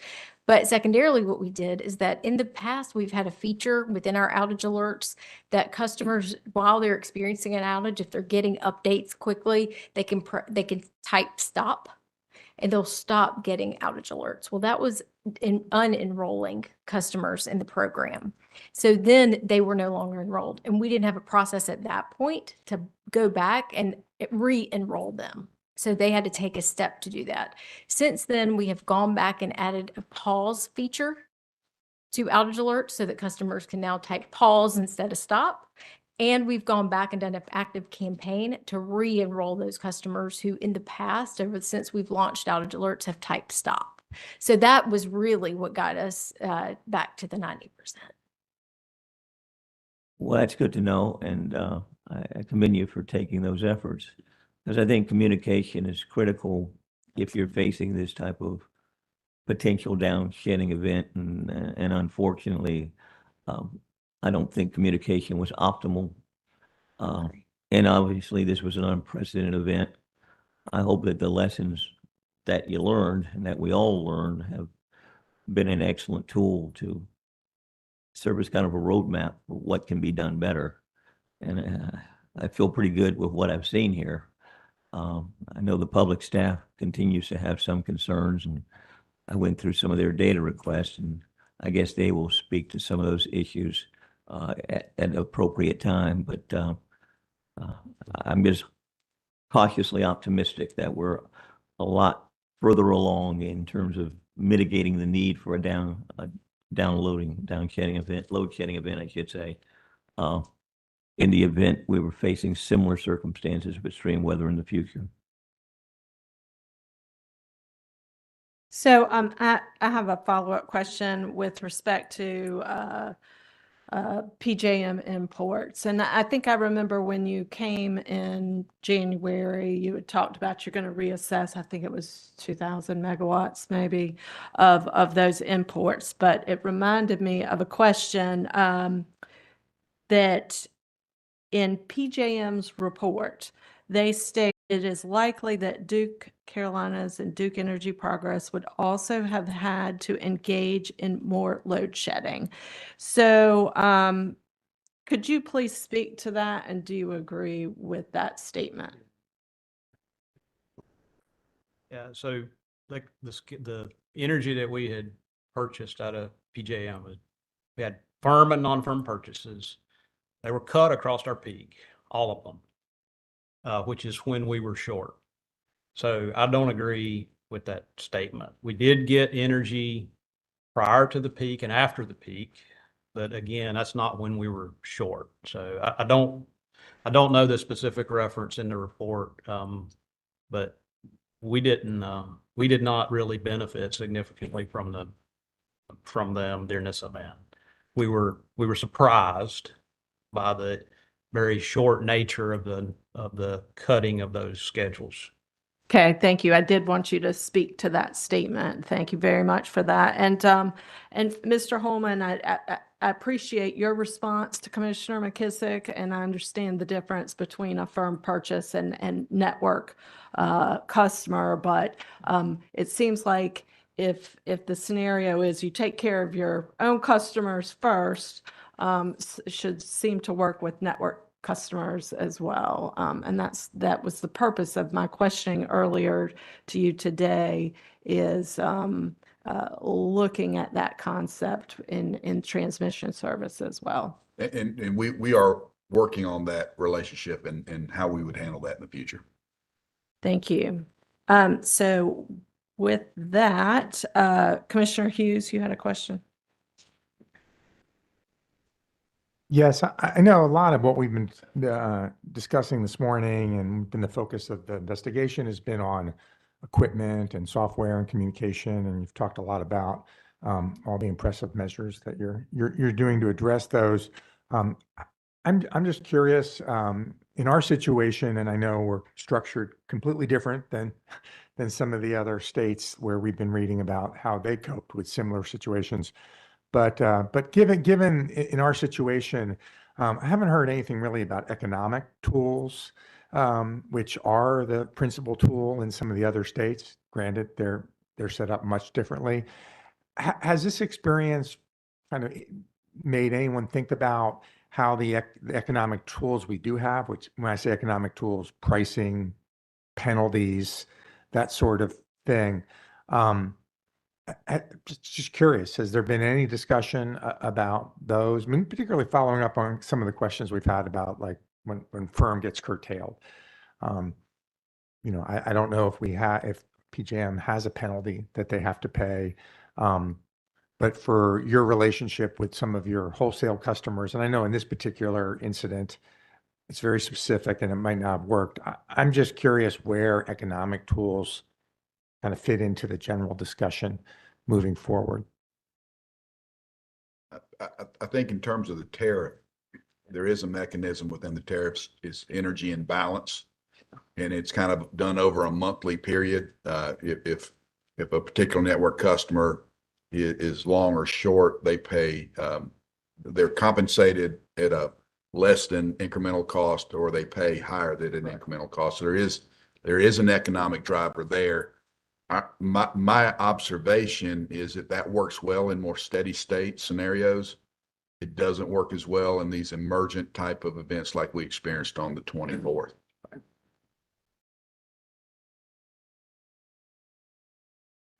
So okay, that's the extent. Well, I mean, all of our demand side programs are economic, right? They're incented in some manner. They incent customers in some manner to participate. I guess the discussion can be, they're not penalties, they're incentives for participation. So that's something, we're certainly looking for ways to expand, right? But I'm not aware of going to penalties for the majority of those programs. But as Sam mentioned, there is a penalty for the network customers, but it's probably meaningful in normal operations, not so much in an extreme event.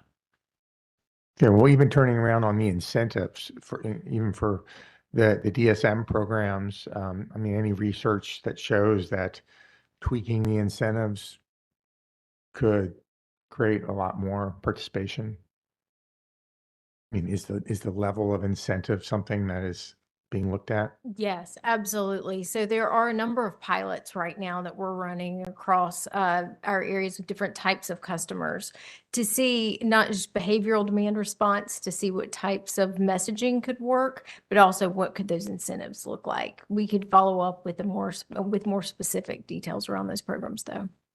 Okay, that's all. Thank you. Commissioner, just one, yes, sir. So a lot of the programs that I've read about, like in California, for example, I think there's some evidence that it worked when they appealed for some customer reduction during a high demand period. But the problem is there's no certainty, Right? and there's no analytics that tell you how much you're going to get. You're making a plea for help, If it works, great, but it's I mean, Taryn, you know way more about than I do, but the certainty of what you're asking for is not there. And are you going to get it the next time you ask if you have 2 straight days of that kind of situation? And I think that's where we've got to get in terms of clarity of what we're asking for and what we're going to get. Because if you don't, it just adds to the uncertainty. And when you add uncertainty in a real-time situation, you got to add margin to deal with the uncertainty. So there is a certain degree of a balancing act as we move forward in that space. Commissioner Kimmerite? Following up about with the DSM discussion, can you elaborate a little bit more on how the improvements that have been made so that DSM can be called upon or used to the maximum extent possible during holidays and weekends? Because I think that was a problem during Winter Storm Elliott. So what we're doing is, and there are DSM owners within the company have always been a part of what was historically called the tailgate process, but now we formalize that with this grid risk assessment process. They're involved. And so when we get to the point we're in a grid threat, we will know exactly how much DSM, well, exactly is probably, and we will know how much DSM is available to us during that period of time. Is it a holiday? Is it a weekend? That kind of thing.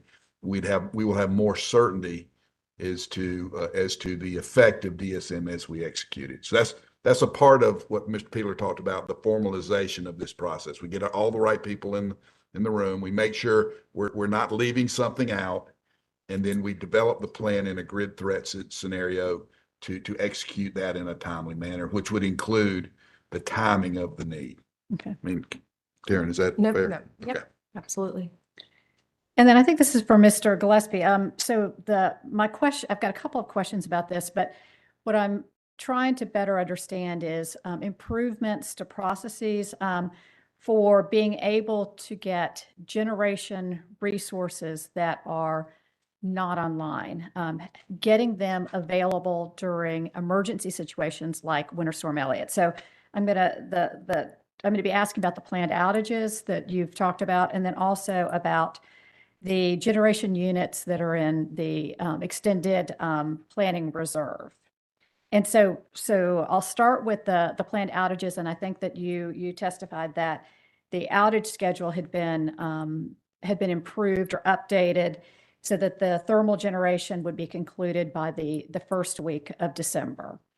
What was the outage schedule for thermal generation last year in 2022?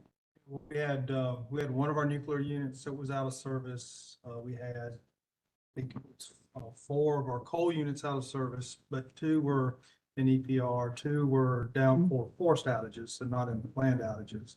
So we're out of service due to equipment repair. And then we had 1 combined cycle that was out of service. It was a maintenance outage, a forced outage for equipment repair as well. So, out of all of that, we had small amounts of hydro. If you look at the hydro, we had, I summed it up, it was maybe 500 or 600 megawatts of hydro. I can get the number, but predominantly it was made up of 1 Bad Creek unit, 340 megawatts that was out of service. These are long duration planned outages to upgrade the units. And had that outage been finished, we would have taken unit 4 out of service and moved right into that upgrade. So for the large thermal generating units, Robinson's outage had extended. That was the planned outage. The rest of the thermal generating sites were in maintenance outages, with the exception of the EPR units, Allen 1 and 5. So for the Robinson nuclear outage, did you have an outage schedule in place in 2022 where the intent was to have all planned outages completed by the first week of December? Was that? The first week in December is something that we have done since December of 2022. Okay. So that was an outcome of some of the work that we were doing, was to really squeeze in the shoulder months. And then for the planned outages, my understanding is that it is either impossible or very difficult to terminate planned outages so that generation can be brought online during emergency situations. At least that was my understanding at the time of Winter Storm Elliott. Are there any changes or improvements to that where a planned outage could be, is there a change or an ability to terminate planned outages so that generation can assist during emergency events like Winter Storm Elliott? Very fair question. So, well, first of all, it's possible to terminate a planned outage. So it is possible. It is difficult, but we do difficult things all the time. So what you would have to do with a planned outage, the answer then becomes, to your question becomes, it depends. So it depends on the nature of the outage. So if the planned outage was a generator rewind, you're not going to turn that around on, when Sam says, Preston, I need energy, you're not going to be able just to stop that because it's such a long duration activity. If the planned outage is, if there's a certain set of conditions such that the critical path of the outage, say the purpose of the outage is coming to completion, we have opportunities then to perhaps to bring those forward. Or if we had an outage that we were coordinating resources between units and the like, we would have the ability to maneuver our resources to get a unit, the unit in service the fastest, put the most resources on that. So we have tools at our disposal to allow us to do that. So the answer to your question is, it is possible to turn a planned outage around and do it early. How quick you could react to that would depend on the nature of the work that's being performed. And is that something that Duke is going to be looking into and taking into account in any next emergency situation so that you can have the generation online if possible? So the answer to your question is yes, and we do that now. So if we have an outage in flight, let's say I had an outage in flight and it's the middle, it's some weather event or some other event happens, another unit goes out of service that begins to impact our ability to serve the customer, we would immediately begin looking at the work that's in flight with the other outages and see how we could wrap those up earlier. We would also look, if we had an outage that was scheduled to be coming out of service in that amount of time, looking at how we could defer and keep that unit in service as well. So yeah, we do look at that and would exercise the option when it's available to us. And then similar questions for the units that would be in extended planning reserve. And what I read in the South Carolina report is that the Allen units had about 426 megawatts that were not available during the load shed event because they were in EPR. And my understanding is that the time or the process for bringing, for example, the Allen unit back online so that the generation would be available was approximately 5 days in December of 2022. Has there been any improvements in the time that it would take to bring a thermal unit that is offline for EPR during an emergency event? Can it be done now more quickly than, say, 5 days? Yeah, so what the 5 days is the 5 days is a notification window that's provided to say in 5 days we will need the unit. And then that would allow our operating teams to mobilize and do the things needed to start the unit up. Physically, we could start a unit up in less than 5 days. What happens with Allen, and Allen's out of the EPR, when units go into EPR, Allen's a bit of a unique case because its capacity factor is so low, it's down in the single digits, that it's got a small contingent of resources and it also relies on resources from another unit. Early on, when it was projected that Allen would not be needed, some of the resources at the site they traveled. It was Christmas and they had traveled. So we had to work to get resources back. By the time as the weather changed, the forecast changed, and the need changed, we were faced with a decision between Allen and Marshall. What was the units that we could get back the soonest? Which of those units? We were doing a repair to a pump on a Marshall unit, and we were doing a repair to tubes, a tube leak repair on a Marshall unit. And what we decided at the time was that it would be quicker to get the Marshall units back in service and get that energy back available to Sam's team than it would be to pull those resources off and send them to Allen. There were some other issues that emerged during the Marshall startup that would say, well, that decision may not have been completely correct. We'll never know. I may have had an issue starting up Allen, but if we'd had it to go over again, if I had a crystal ball, I'd say, I'll lock everybody down in place in December. You can't leave. You can't go. We'll have those resources available. So there's lessons learned, but there were things happening in real time as we were adjusting between the units out of service to get the most energy back in service the fastest. And in this case with Allen, the Allen units not being available, we probably could have gotten Allen back had we sent the folks from Marshall, but it would have delayed the Marshall return to service. It would have just been a race as to which one would be right. But we made the best decision with the information we had at the time. Okay.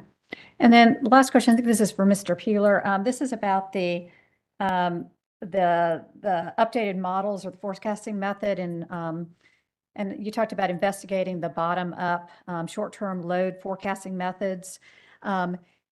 Was the bottom-up forecasting method, was that utilized with less granularity than is being proposed now during Winter Storm Elliott, or is this an entirely new forecasting tool? We currently aren't doing a bottom-up forecast. We're currently doing a top-down, but historical loads, historical temperatures with regression.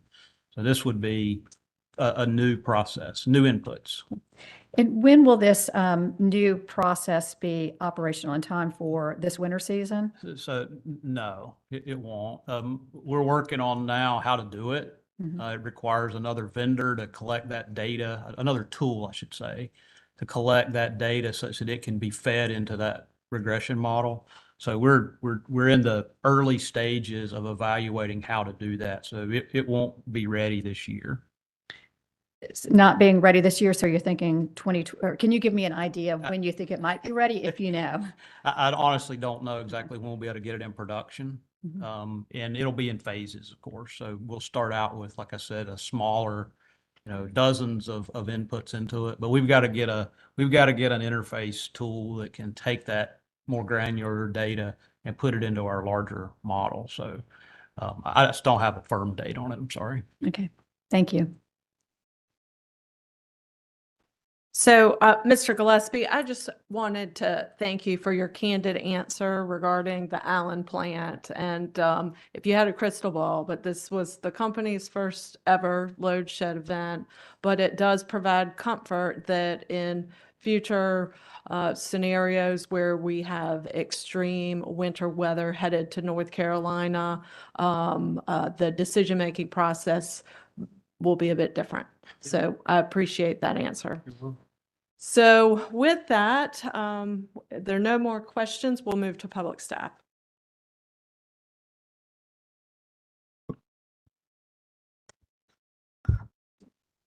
Good afternoon. Dustin Metz, public staff.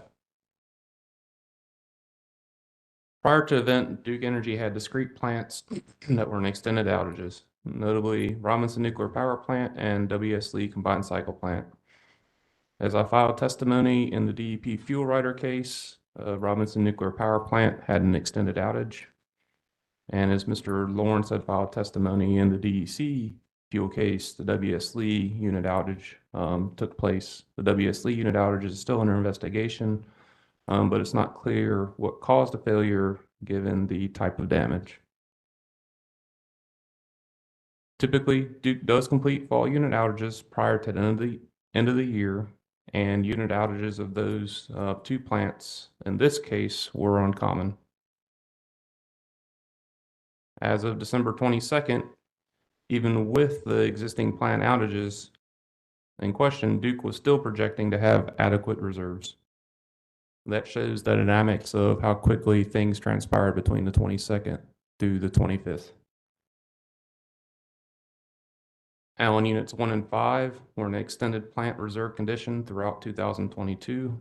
I'll discuss the importance of this item later. A high wind event occurred as the storm moved across the states, causing power outages and system restoration. As system reserves became narrower, storm restoration activities may have contributed to larger than expected load increases, given the phenomenon of cold weather pickup. However, traditional reserve margin should have accounted for this level of variation in system load estimates. Transitioning to the load shed event. Traditionally, overall electric load is less on the weekend compared to the work week. This is also true of holidays, as there's less people generally working in large industries and commercial locations. As the cold weather moved across the nation, Duke did evaluate the daily changes in load given colder than expected temperatures. Duke did take actions to look for imported power from neighbor utilities. A large lesson learned for at least myself from this event was the assumption of firm power from our neighbor utilities. Firm is not dependable during a system emergency, as we entered EA3 and other utilities and RTOs also entered EA3.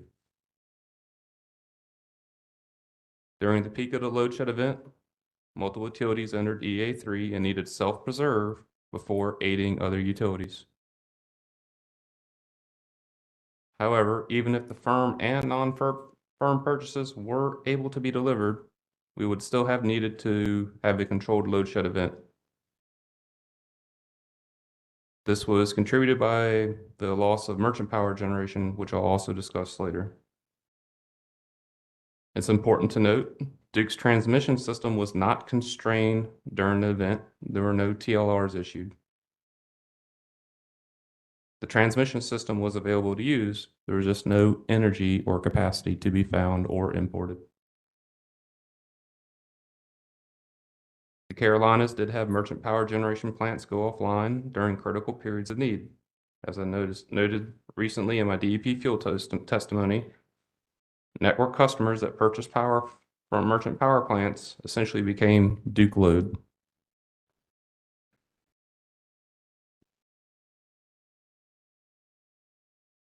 Duke Energy generation plants, like merchant generation, also experience issues that need to be derated.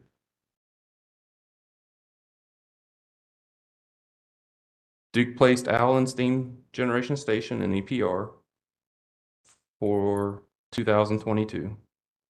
The EPR status simplified means that a generation plant would take a few additional days to start compared if the plant was not in the EPR status. Given the generation plant was an EPR and when Duke started to identify the load increases with updated weather conditions, Allen could not have been started in time to mitigate the Christmas Eve load shed event. Duke's automated load shed tool did not work as planned. The failure of the tool exacerbated outage time for customers. There was unclear communications to customers. But it's important to note that this was a complex period with storm restoration activities, curtailing load, the load shed tool failing, and addressing plant generation plant issues. Transitioning to the public staff concerns and observations. In whole, the overall timing of multiple events overlaid a set of conditions that compounded upon one another, causing the need to have a controlled load shed event. As the commission's cognizant of, we have multiple layers of defense. We have reserve margin, we have imported power, we have DSM. There's multiple layers of defense. It's just unfortunate in this circumstance that different layers of the defense failed. I've highlighted in both DEC and DEP's most general rate cases on the degrading plant performance of Duke's generation plants. I've noted the concerns about staffing and significant decreases in O&M from the amounts approved and already in base rates at the time of the event.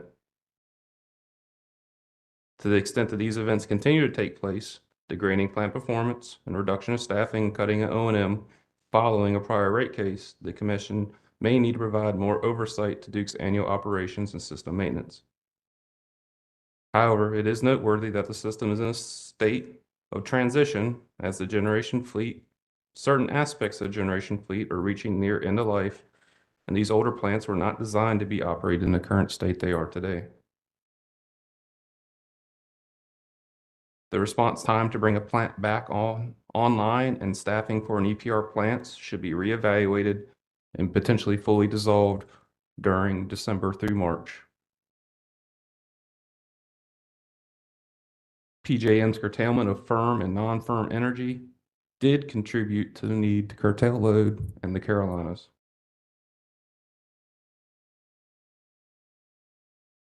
Solar generation resources did perform as designed, but this event adds the need to emphasize the difference of winter planning versus summer planning.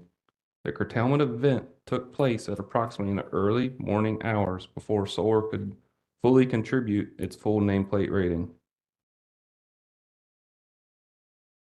Given pressure drops on Transco pipeline, the addition of new natural gas generation and retiring coal coupled with winter morning peaks, there is a minor concern of longer-term resource diversification and single-point failures.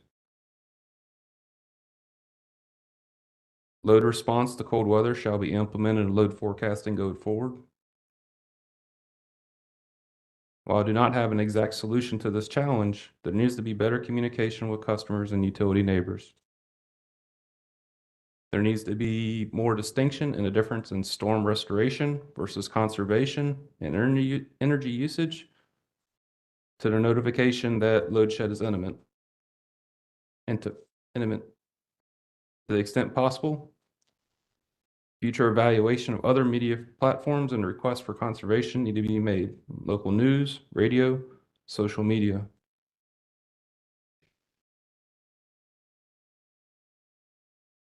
To the extent that new combined cycle plants are proposed to be built, they should include a bypass stack after the combustion turbine. This will enable at least partial generation of the assets and remove a single point of failure. Make further enhancements to Duke's existing winter preparedness checks and capture the lessons learned from winter storm. Lessons learned from 2014 and 15 were in place and most likely prevented similar issues from 2014 and 15, which would have potentially exacerbated the need for a larger load shed event. Utility configuration control and turnover construction to ensure that they have it documented on what aspects of the plant need more routine checks during the winter. And the RLS updates and testing were not robust. That concludes a general summary of my investigation. Okay, let me check in with the court reporter. How are you doing? Do you need a break? Okay, let's take a 10-minute break and we'll be back at 12:33 to finish the hearing.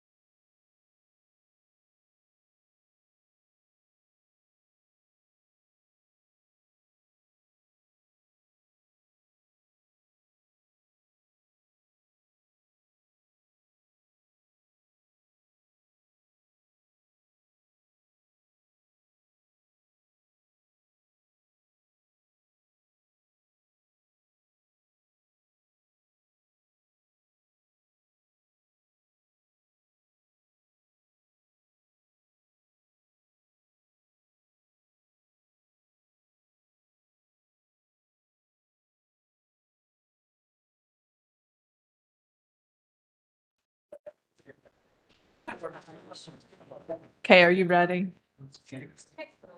We actually could move. Okay, let's go back on the record. As I understand, Mr. Metz, you're done with your comments at this point? That is correct. Okay. So I just have a couple of generic questions about, is there anything that you heard here today that you would like to speak to? Thinking it was a long conversation. I believe the Duke panel's presentation of the lessons learned are consistent with the public staff's overall investigation. Okay, and you're satisfied with the information that the company's provided you in your investigation?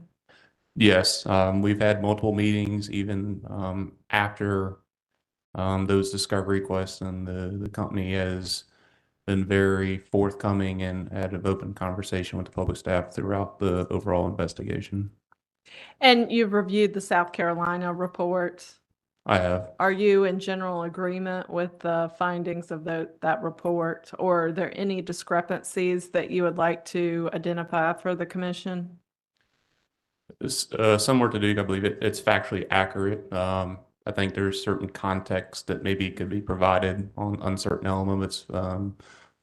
For example, the cold weather event that came before the storm, the cold weather pickup, there are factors that may have contributed to the need to do load shed event that maybe could have gone into more detail, but the overall report is factually accurate. And you're satisfied and comfortable with the additional processes and the that Duke and Duke Energy Carolinas and Duke Energy Progress are going to be implementing for future extreme winter weather?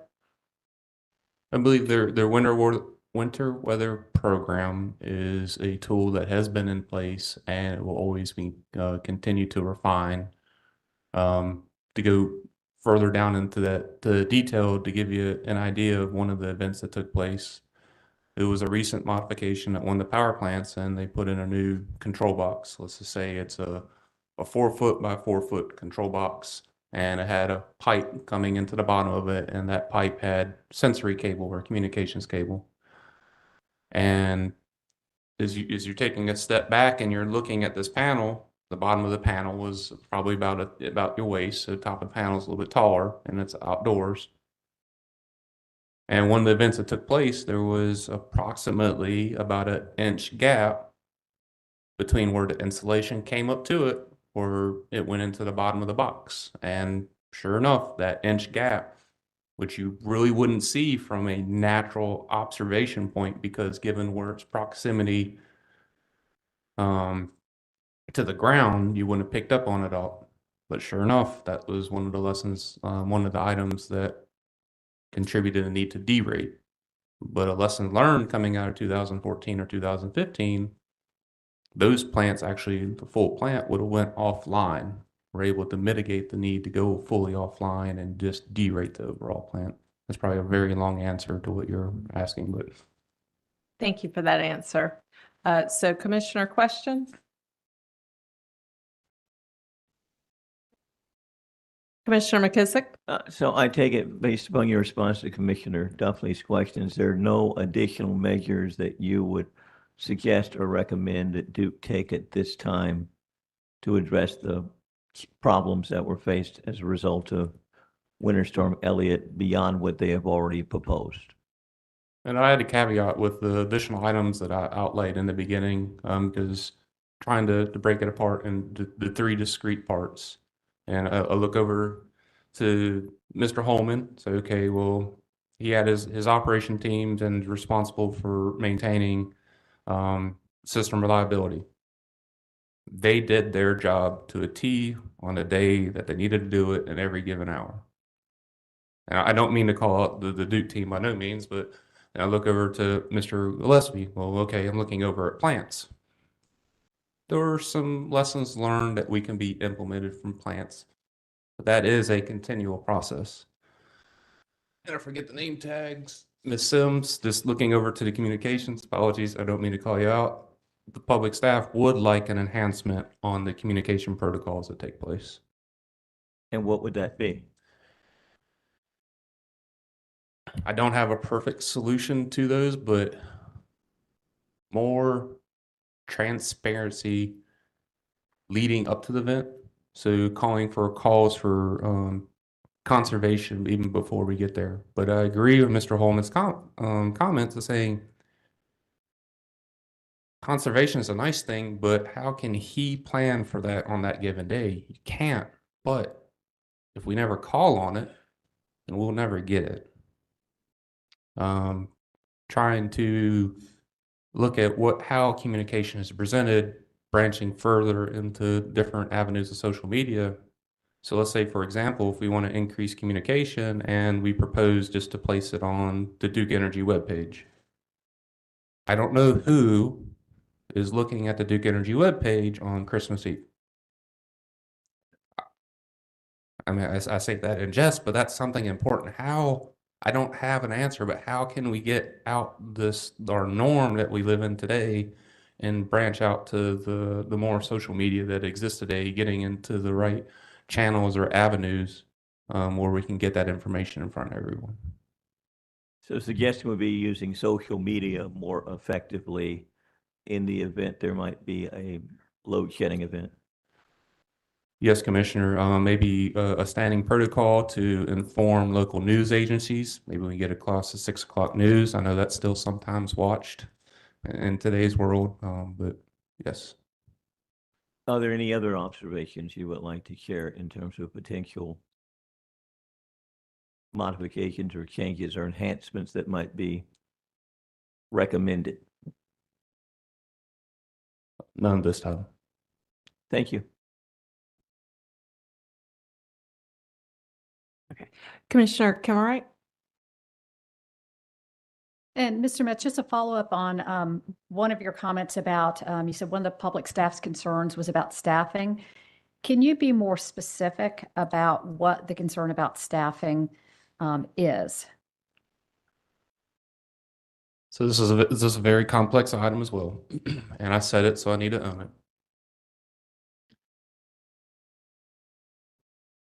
There is some concern to the extent if we have technicians or craft who are responsible for doing these reliability checks and daily operations, or even being staffed to respond in any event that comes up,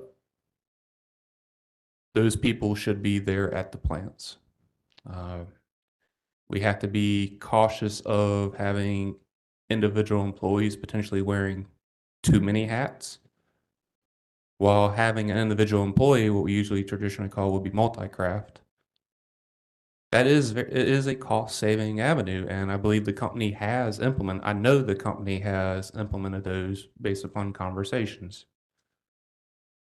However, I don't have an immediate answer, but have we gone maybe a bit too far and overburdening too many people with too many responsibilities? And we need to bring more staffing back and make them, instead of having as multiple hats, they can just start wearing the singular hat, or at least just 2 hats and not 4 hats. And as part of your concern about staffing, what I thought you were also going to be saying, but you didn't say it, so I just want to have clarification. Does the public staff have concern that Duke had inadequate staffing over Winter Storm Elliott, or is that not part of your concern?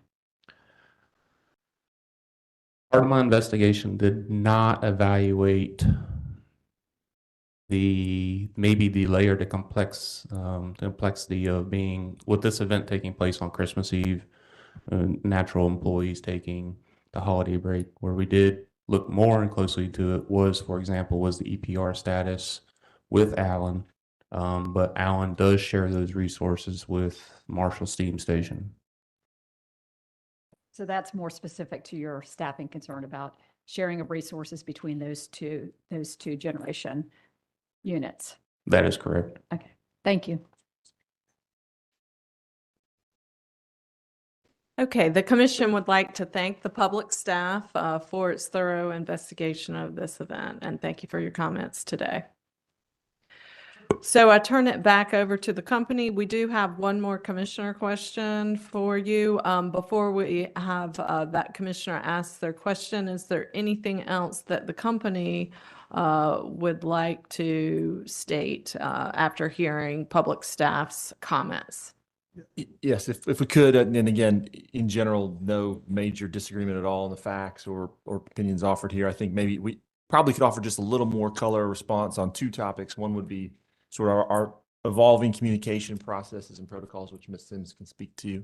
And then Mr. Gillespie can speak a little bit more to some of those staffing issues that we were just discussing. So Ms. Sims, you want to start? Okay, yes. Yeah, I do appreciate the point of view and the recommendation. I think it makes a lot of sense. And the good news is that we have looked more at our alignment with our GLRP plan.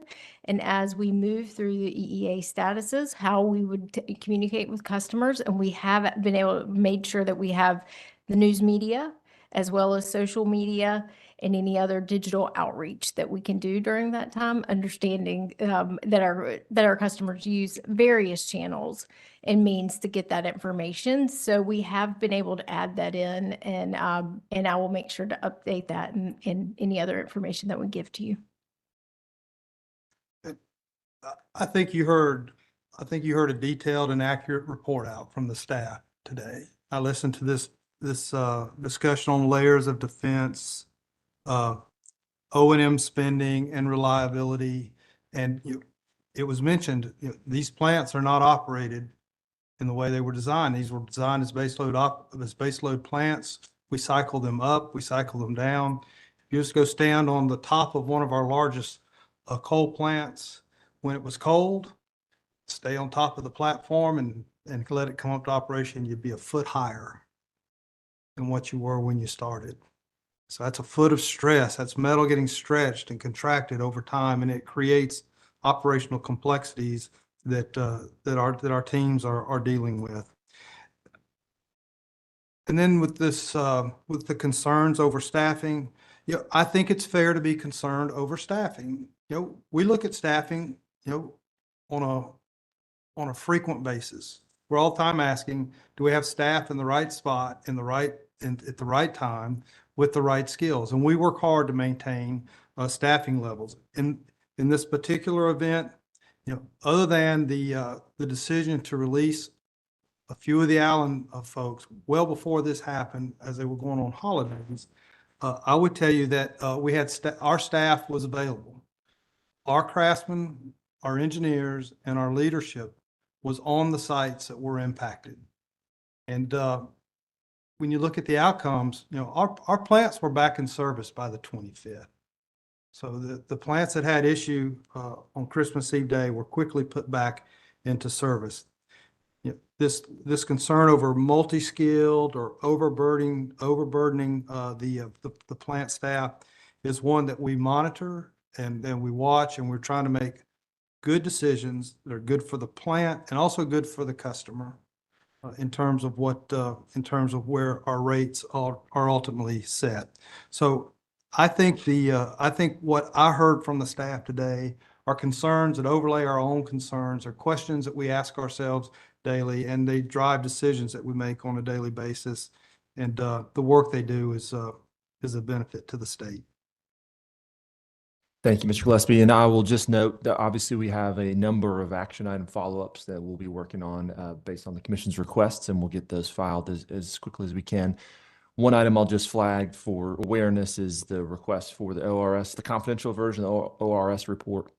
To give full context to that, we will be providing that along with our response in those dockets. They're publicly available as well, just to give a fuller perspective, as you've heard, regarding some of the nuance that we think was left out of that report. So you'll have the full context of both the confidential report as well as some of our written response to the report as well. Thank you. Okay, thank you, Mr. Dirac. And we have one question by Commissioner Klopfelter. Again, breaks are dangerous because they let you think of things to ask. So don't ask for breaks if you don't want more questions.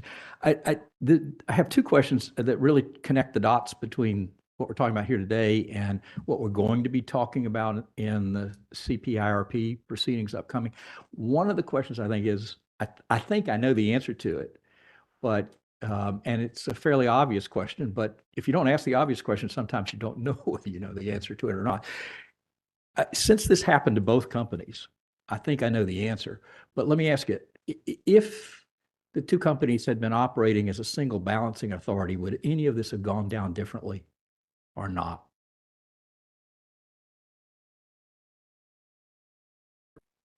Yeah, I'll start. Okay. Sam can jump in. So certainly the combination of the two companies creates some efficiencies. It creates some efficiencies in long-term planning as well as daily operations.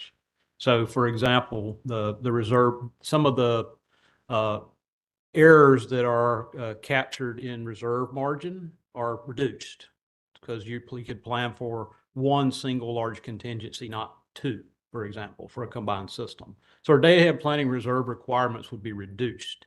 Now, on an ongoing basis, that's economic and reliable. However, in this case, those were depleted. So it wouldn't have prevented a load shed event. It may have created some additional efficiencies that could have made it less impactful, but there would have still been a load shed event.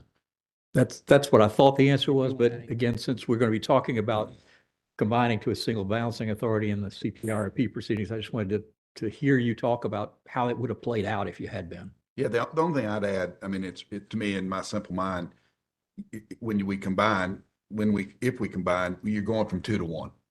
And so processes are simpler. You're doing things once, you're having one balancing authority. But I agree with Mr. Peeler, that would have prevented it. You still would have had the load shed. Yes. It would have created some efficiencies that would have made some things better. Okay. It certainly would help us as we take the next steps for long-term planning. Long-term planning for a combined system is more efficient than planning for two. So as we need a bigger reserve margin, it's more efficient to do it with one system than with two, for example. Okay. Thank you for that. Mr. Gillespie, second question is for you. And again, it's a sort of a connecting the dots thing. Did this experience affect in any way your thoughts about future resource additions, and specifically the type of resource, especially with respect to gas resources? Would you have been better off last December the 24th if you'd had more aeroderivatives as opposed to F-class CTs? Would you have been better off if you'd had 2 or 3 RICE units in your fleet? Did anything that happened last December cause you to think differently about what kind of resources you might need to add? It does. And, those thoughts are generally integrated into our IRP now. And if you look, the biggest thing is that a resource that can deliver around the clock is of great value. I was asked a question about solar and solar performance in an audience, and I think my answer was different than they expected, because they asked, did it perform as expected? And I said, well, it did.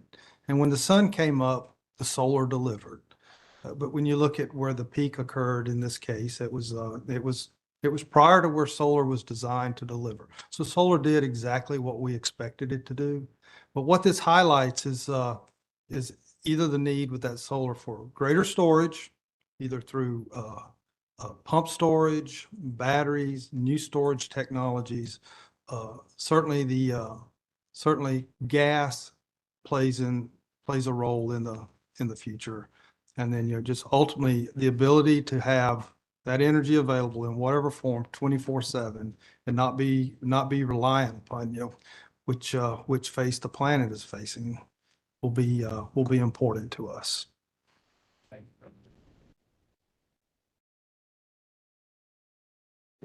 So this technical conference has been very helpful. What we've heard here today with improving processes as well as adding additional processes to deal with extreme cold weather sounds constructive. So we thank you for coming in today and providing that information. And we thank again the public staff for their investigation of this event. We look forward to the filings that we'll be receiving after we end this technical conference. And with that, we are adjourned. Thank you.